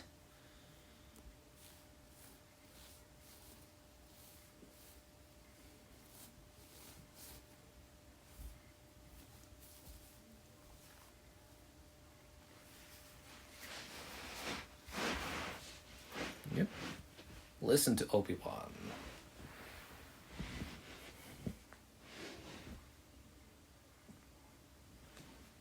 I mean, he does eventually.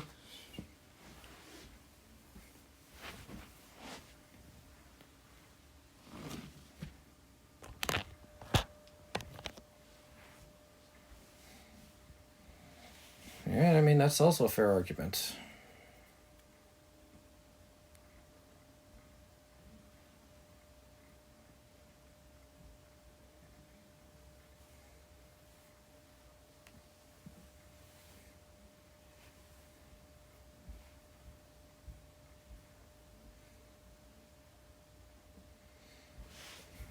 I mean, yeah, that dialogue really does hit harder after watching Revenge of the Sith, you know?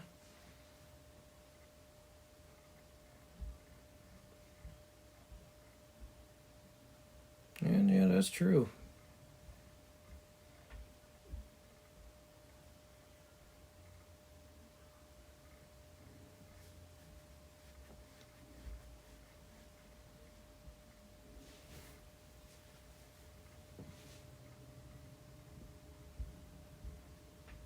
Best advice you can give him.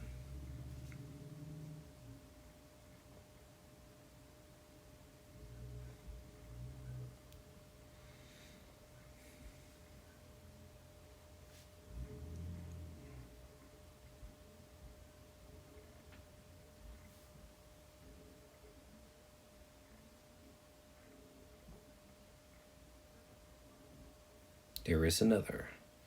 Yep, which is an ambiguous foreshadowing, but it does eventually foreshadow, the revelation that Leia is Luke's sister, due to her being force sensitive. And that's a beautiful matte painting right there. And these effects, these modern, the 2004 effects of Cloud City really do hold up 20 years later. I mean, it's very nice to look at, you know?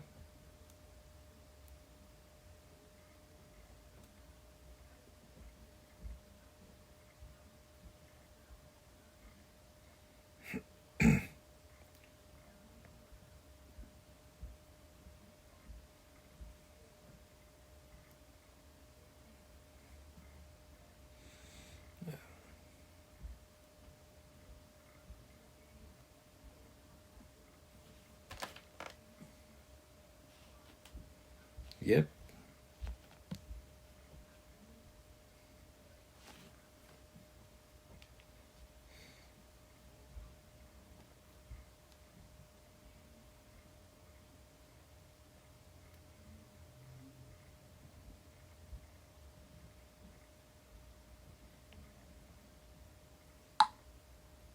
Yeah, sorry. Oh, look. Chewie found a C-3PO.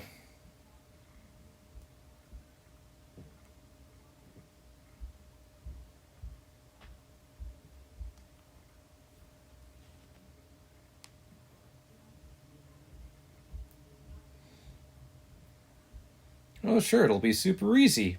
A bit of an inconvenience. Yeah, that's a cool cape.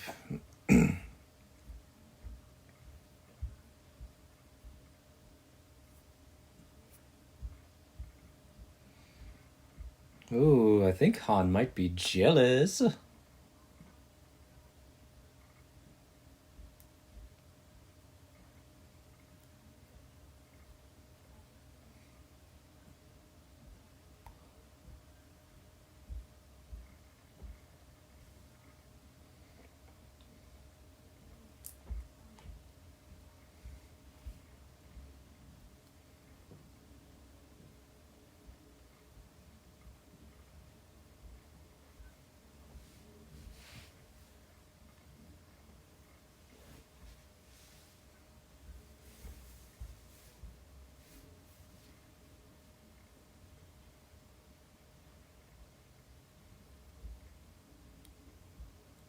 What kind of security?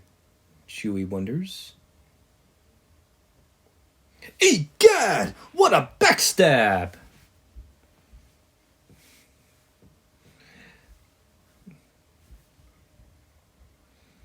And this is the only time that Darth Vader ever interacts with Han Solo, which is kind of funny because, after Star Wars, James Earl Jones and Harrison Ford would actually appear together in Clear and Present Danger and Patriot games. So that's kind of funny, I mean, it's nice to know that Harrison Ford and James Earl Jones would collaborate together in live action.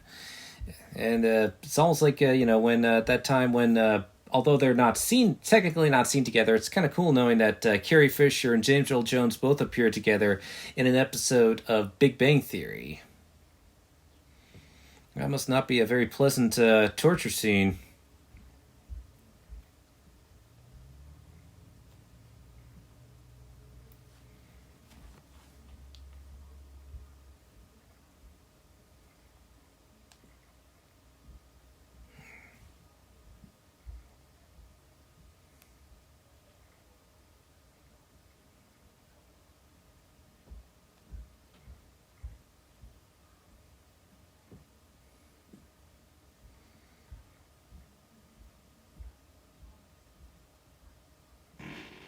I'm sorry.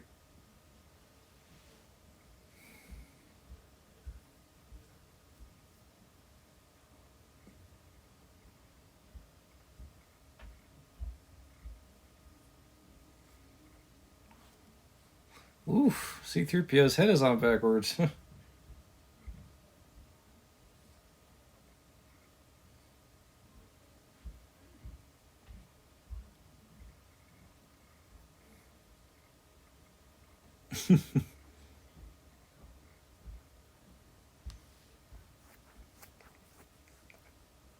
That does not look like a pleasant torture device. I mean, I think it's supposed to be an electrocution torture device or something like that.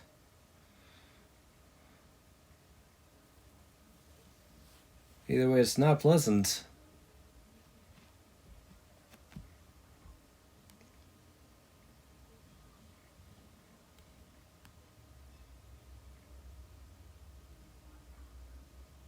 Well, who says he's going to be dead?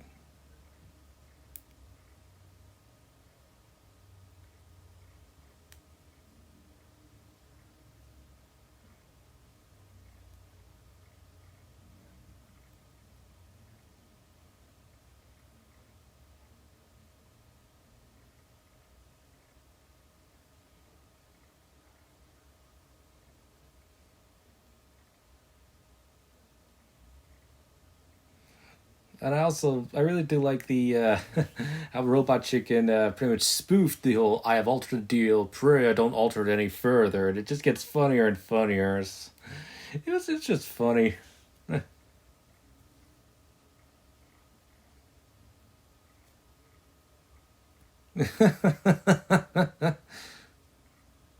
Mophead.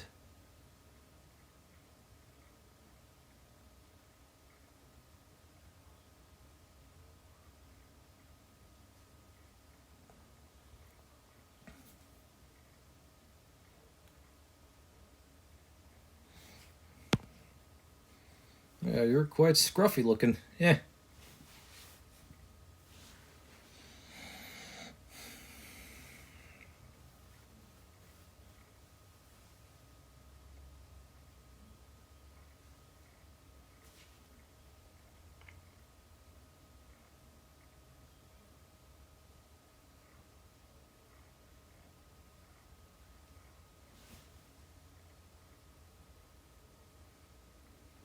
Ooh, Chewie is pissed.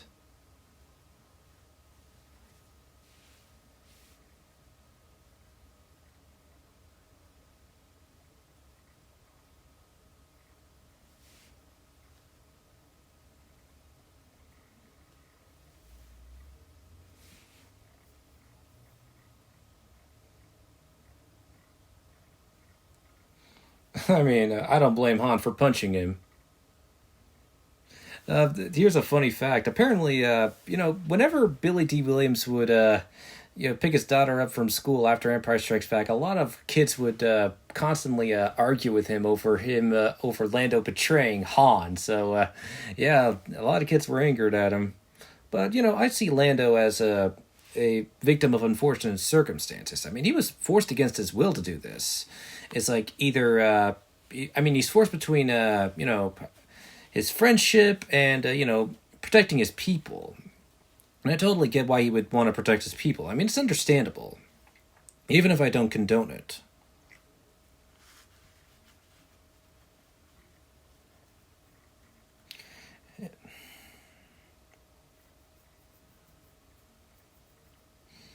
That's not good.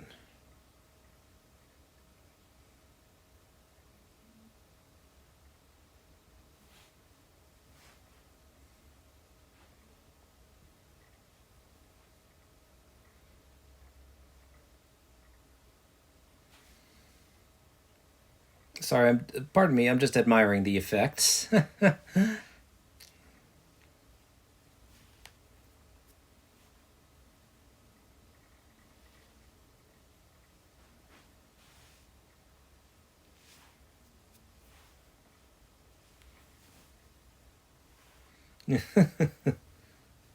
Also, this scene is one of the few times Darth Vader is ever with C-3PO. Quite an awkward reunion, isn't it?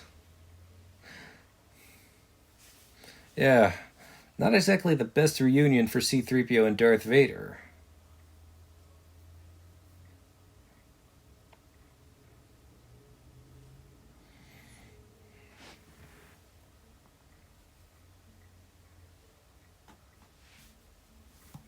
Yep. Now, originally, this is a result of Harrison Ford wondering if his character was going to get killed off. It's like because he wasn't really fond of Star Wars, and not a lot of people. And it's like, but George Lucas wanted to use Han Solo more, so he came to the compromise of the whole Han being frozen in carbonite because we thought well, it's like we can't really kill him off. I mean, this could be the carbonite was a compromise in case Harrison Ford wanted to return as Han Solo, and the line of now I know wasn't originally part of the script. I mean, he was supposed to say "I love you too," and I'll be back. But I know felt like the perfect ambiguous response, and it feels like a Han Solo line. And yes, this is the first official on-screen depiction of a character being frozen in carbonites in suspended animation. And but yeah, it's like, but it wouldn't be the last time we would see carbonite be referenced, as they actually used the carbonite tactic in Star Wars: The Clone Wars. I actually like how that they brought the carbonite back for that episode. So it's kind of cool, No pun intended on that on saying cool.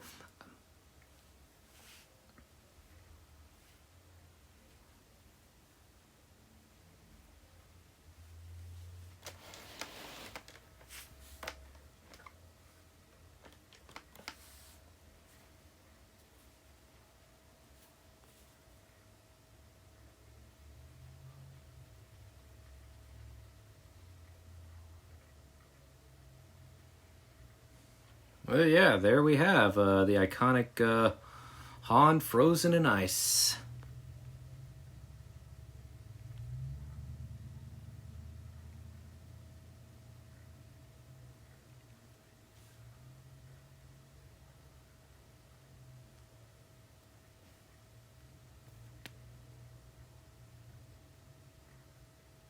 Yep, to show that he's not officially dead.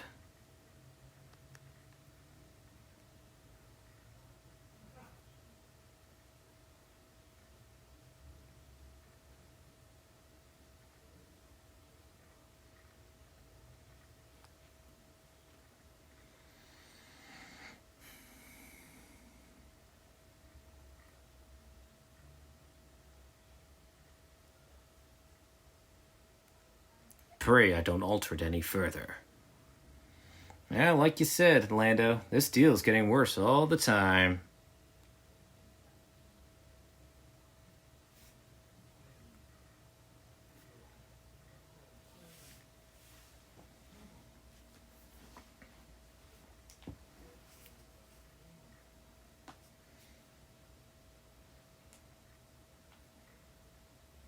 It's quiet in here. Too quiet.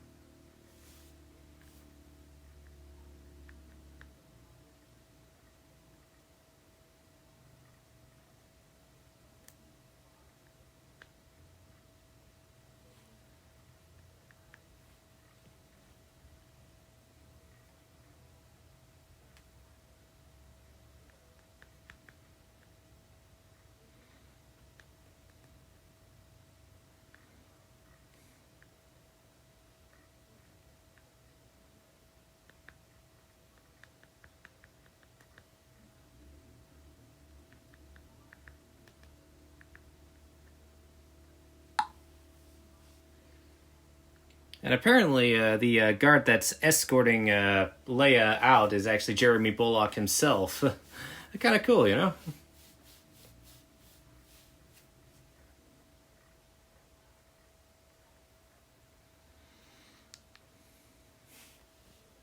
Not a trap.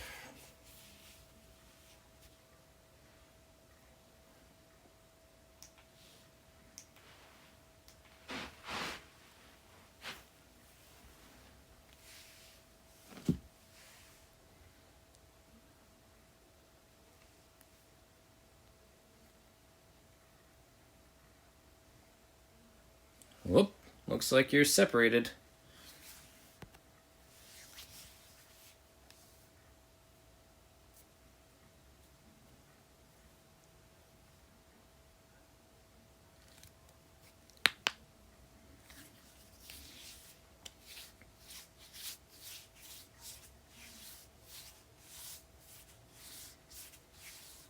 But you are not a Jedi yet.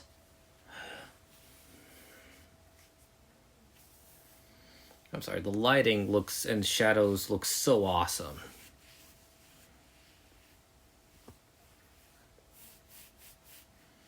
And this time around, the Darth Vader's lightsaber battle, it's like the stunts are done by Bob Anderson. He's the main guy who performs all of Darth Vader's stunts for the scene where Luke fights Vader, and it works perfectly.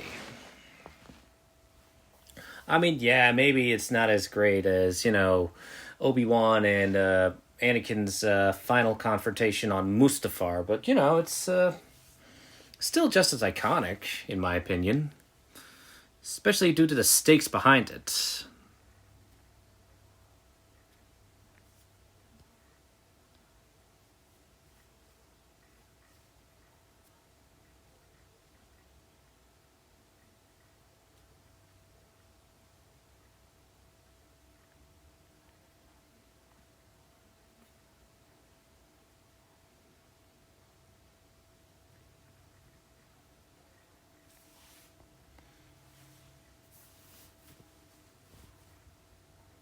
Yeah, you think Chewie's gonna take that?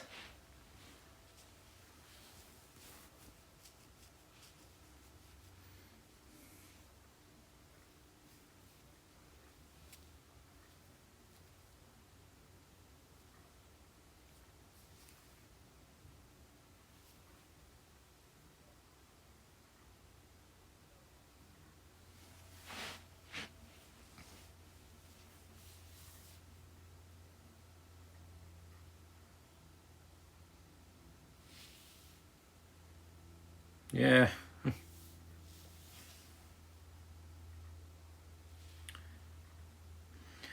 Now, due to the success of Empire Strikes Back, the film won two Academy Awards. It won the award for Best Sound and a Special Achievement Academy Award for Best Visual Effects.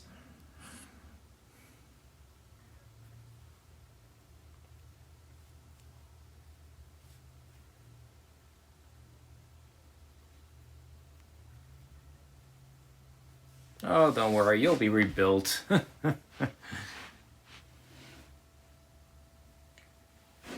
But other nominations that The Empire Strikes Back got at the Academy Awards were Best Art Direction and Best Original Score.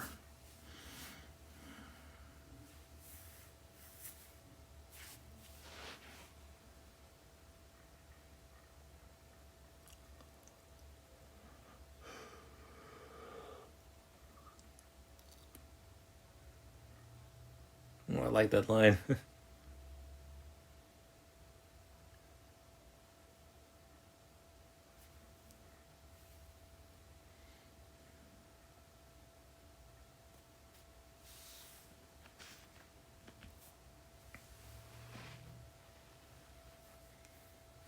It's like, not today, Satan.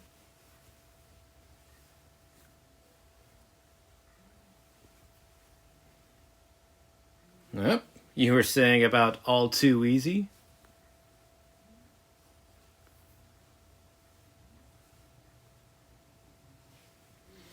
When Darth Vader is impressed.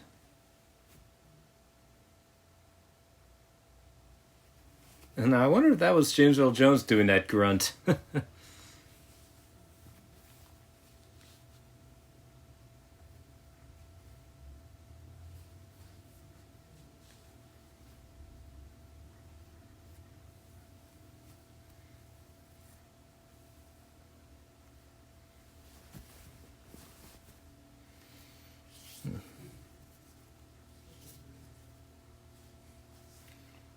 Oh, that funny grunt. I wonder if that's, once again, I wonder if James Earl Jones did that grunt.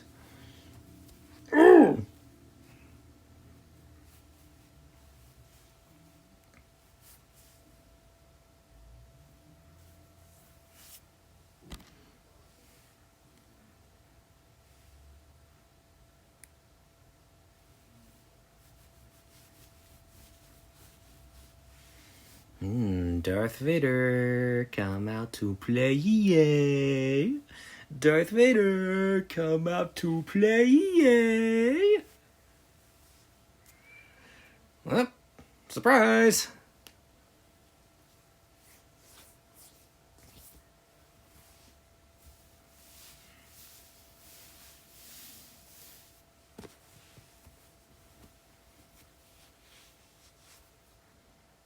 Batter up.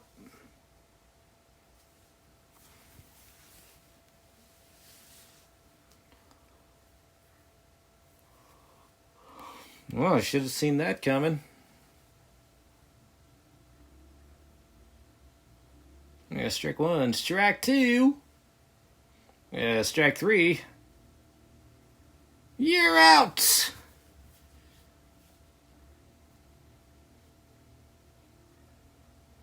Yeet!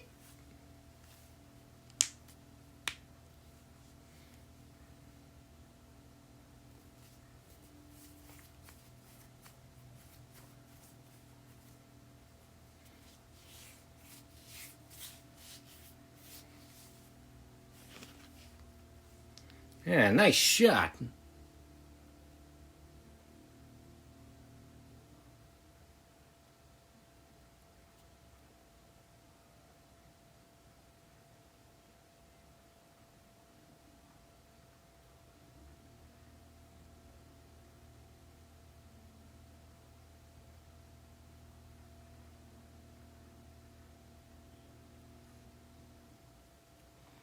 Yep, now security surrounding this movie was so intense that that George Lucas had regular reports about leaks from actors and actresses. George Lucas was so determined that the ending be kept secret that, well, I'll explain later.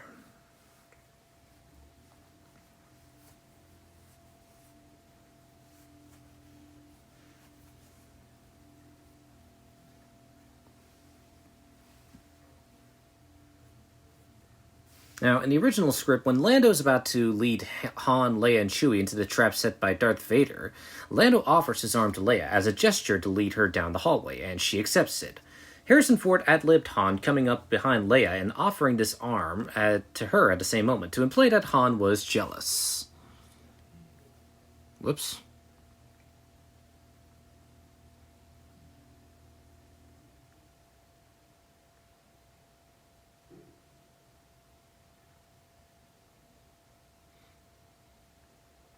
Now, Carrie Fisher related that during some of the London filming, she stayed at a house rented from Eric Idle of Monty Python.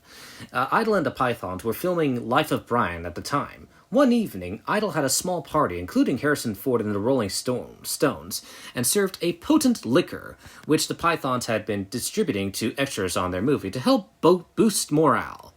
And he referred to as a Tunisian table cleaner. They stayed up most of the night drinking and having fun. The first scenes shot the next day were the arrival at Cloud City, which Carrie Fisher says helps explains why she and Ford were so happy in those scenes. Eric Idle is said to be pleased that he had had a small hand in how the finished movie turned out. Which is pretty cool.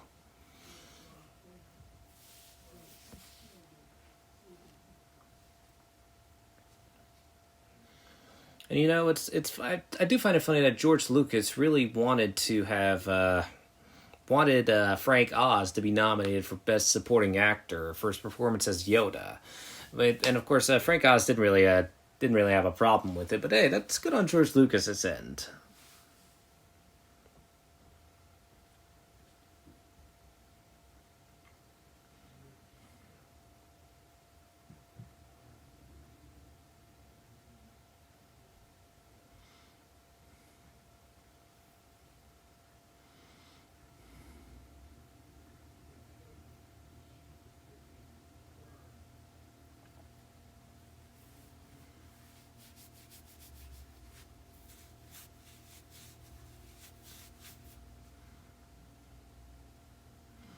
Actually, when Luke and Han say their goodbyes before the Battle of Hoth, it is the last time Harrison Ford and Mark Hamill are on screen together until they meet up in Return of the Jedi. Oop, there goes Luke's hand.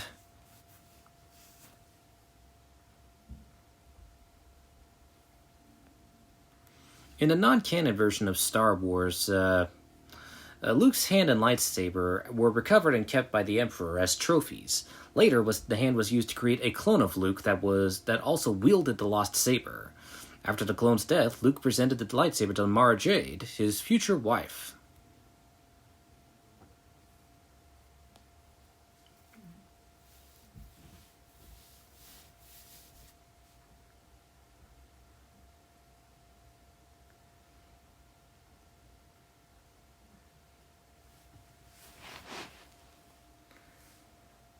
Bombshell! Now, George Lucas decided to make Darth Vader Luke Skywalker's father because he originally wanted Star Wars to be about father and son. The decision to make Darth Vader Luke's father had a dramatic effect on the franchise. It later turned him into a redeemable character, and it also provided the springboard for the prequel trilogy and delayed the sequel trilogy. Initially, the films were the adventures of Luke Skywalker before becoming the story of Anakin Skywalker, and later the Skywalker Saga.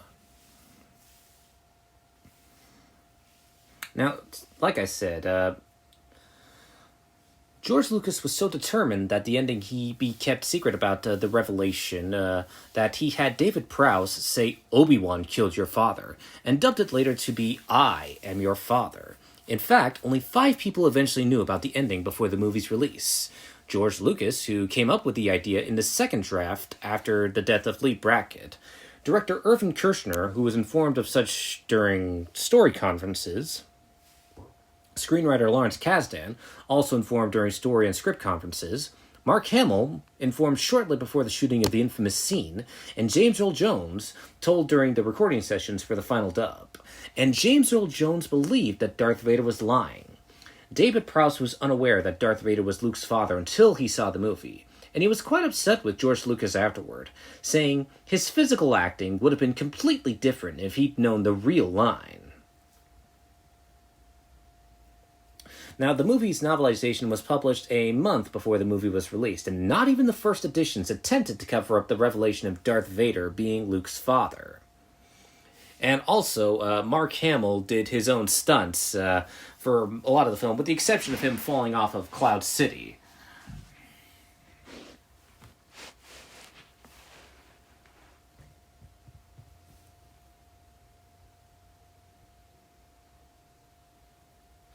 And Empire Strikes Back is arguably the only movie of the original trilogy in which Darth Vader serves as the chief antagonist.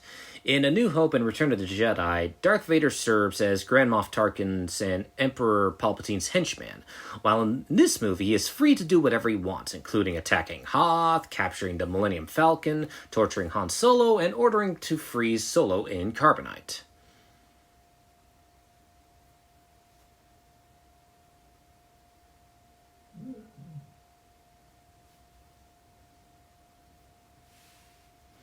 It is interesting. Also, here's an interesting fact. Da, da, da. The telepathic communication between Luke and Leia, which, when Luke pleads for his rescue from the Cloud City, is the only hint that Luke and Leia share a special Force bond, something that's finally revealed in Return of the Jedi. It is good foreshadowing, in my opinion.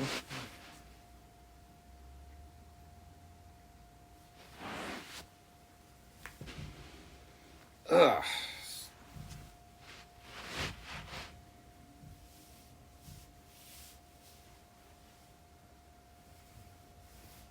Also, The Empire Strikes Back is the only movie in the original trilogy where a Death Star is not seen, but the original one is mentioned in the opening crawl and by Emperor Palpatine and Darth Sidious, of course. Now, there are 3 clues in the film that Luke and Leia are siblings. On Hoth, Leia looks lost in thought when the doors of the hidden Rebel base close on Hoth, implying she is thinking of Luke. Yoda saying to Kenobi there is another after the latter claims Luke Skywalker was their last hope, which turns out to be Leia, as revealed in Return of the Jedi. And, of course, Leia sensing Luke's presence, presumably through the Force in Bespin. Leia even claims to Luke in Return of the Jedi she had always known she was his sister.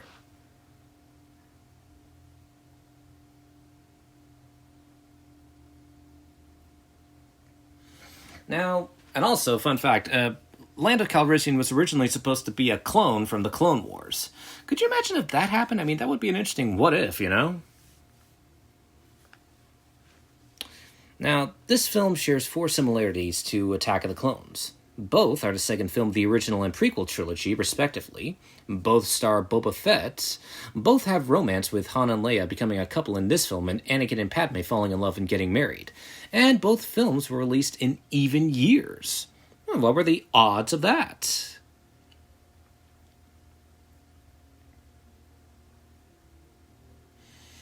Well, now I'm confused. I'm not sure if it was George Lucas or Willard Huyck who came up with the idea to make Darth Vader Luke's father.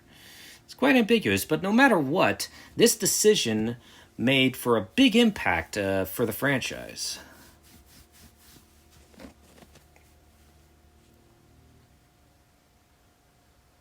I also think it's kind of funny that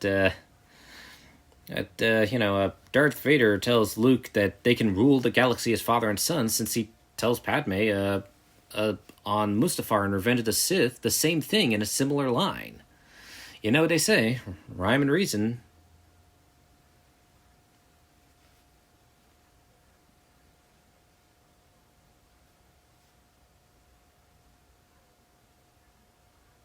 Looks like they lied.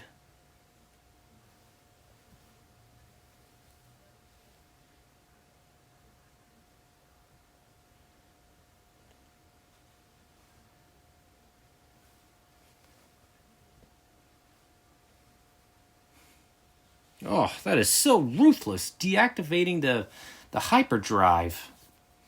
It's like, you sons of bitches.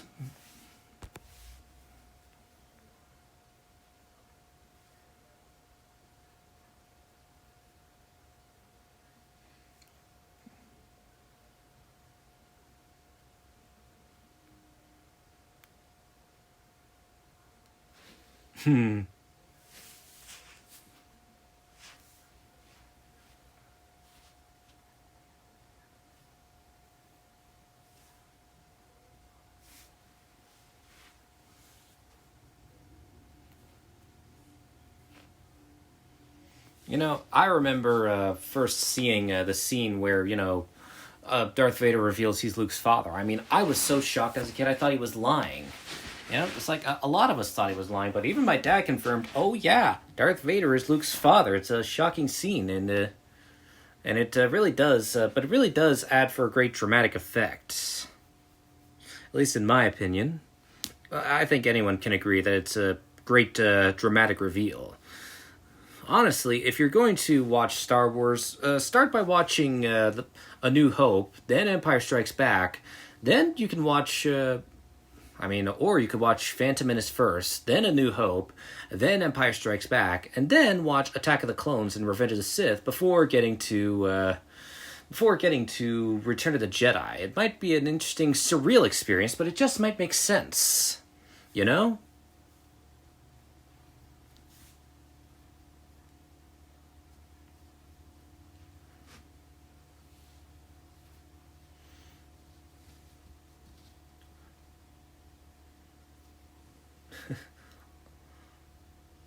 It's just one piece, C-3PO. Ah, nice. They got away.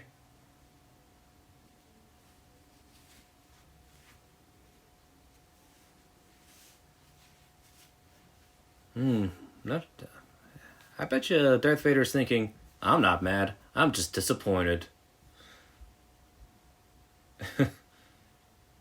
And they're all hoping he doesn't take it out on them.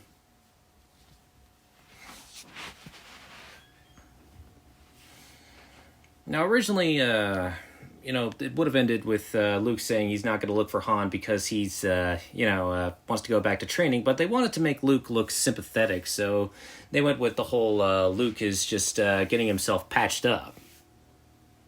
If that makes sense.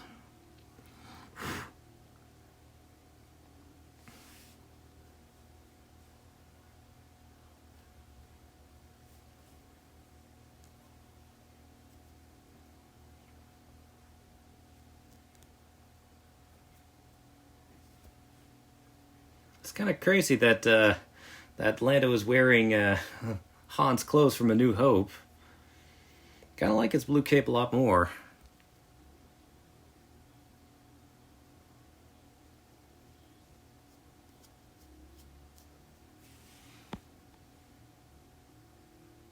Yeah, nice robo hand.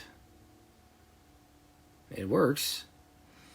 Now, according to Mark Hamill, the final scene of the film was actually shot 4 months after principal photography wrapped, because it was decided to give the audience a reassuring and hopeful ending after the defeat of the protagonists.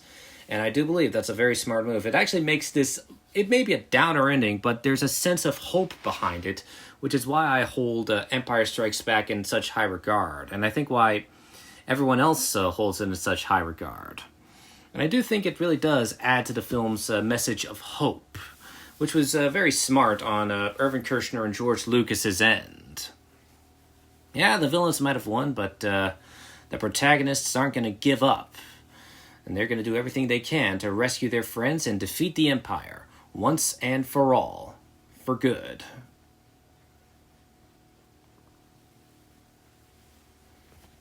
Sorry, I'm just, pardon me while I admire the scenery. As well, I can't really think of any other good facts. But, and that is The Empire Strikes Back. Often considered one of the best Star Wars movies ever made. And I have to agree. I mean, 45 years later, the film still holds up to this day. I mean, it's definitely one of my favorite Star Wars films, and it's definitely one of my favorite sequels, right up there with Terminator 2 Judgment Day and Paddington 2. Yeah, I said it. I think Paddington 2 is a great sequel and right up there with The Empire Strikes Back.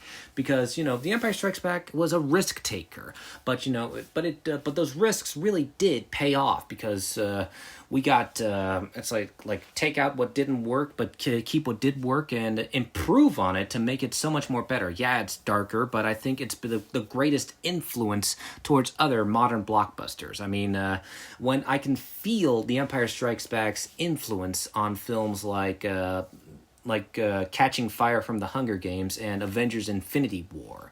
I would even say that Avengers Infinity War is The Empire Strikes Back of Marvel movies, at least in my opinion. My point is, I really do love Empire Strikes Back. It's one of my favorite movies, and I am so happy to talk about this movie on on the film's 45th anniversary. So, thank you for listening to my audio commentary regarding The Empire Strikes Back. Happy 45th anniversary to this film. Be sure to like and subscribe and listen to my other commentaries. And, well, may the 4th be with you!